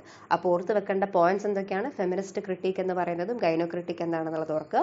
പിന്നെ ഈ ഒരു ഗൈനോ ക്രിട്ടിക്കിലേക്ക് നമ്മൾ എത്തിപ്പെട്ടതിൻ്റെ അതിൻ്റെ ഒരു വളർച്ചയെ 3 ആയിട്ട് തിരിക്കുന്നുണ്ട്. 40 കൊല്ലത്തെ ആദ്യത്തെ 2 കാലഘട്ടങ്ങൾ, ഫെമിനൈൻ ഫേസും ഫെമിനിസ്റ്റ് ഫേസും, അതിനുശേഷമുള്ള ദ റിയൽ എന്ന് നമുക്ക് വിളിക്കാൻ പറ്റുന്ന ഫീമെയിൽ ഫേസും. ഓക്കെ, സോ ഇത്രയാണ് നമുക്ക് ഈ ഒരു എസ്സേയിലകത്ത് ശ്രദ്ധിച്ചു വെക്കേണ്ട കാര്യങ്ങൾ.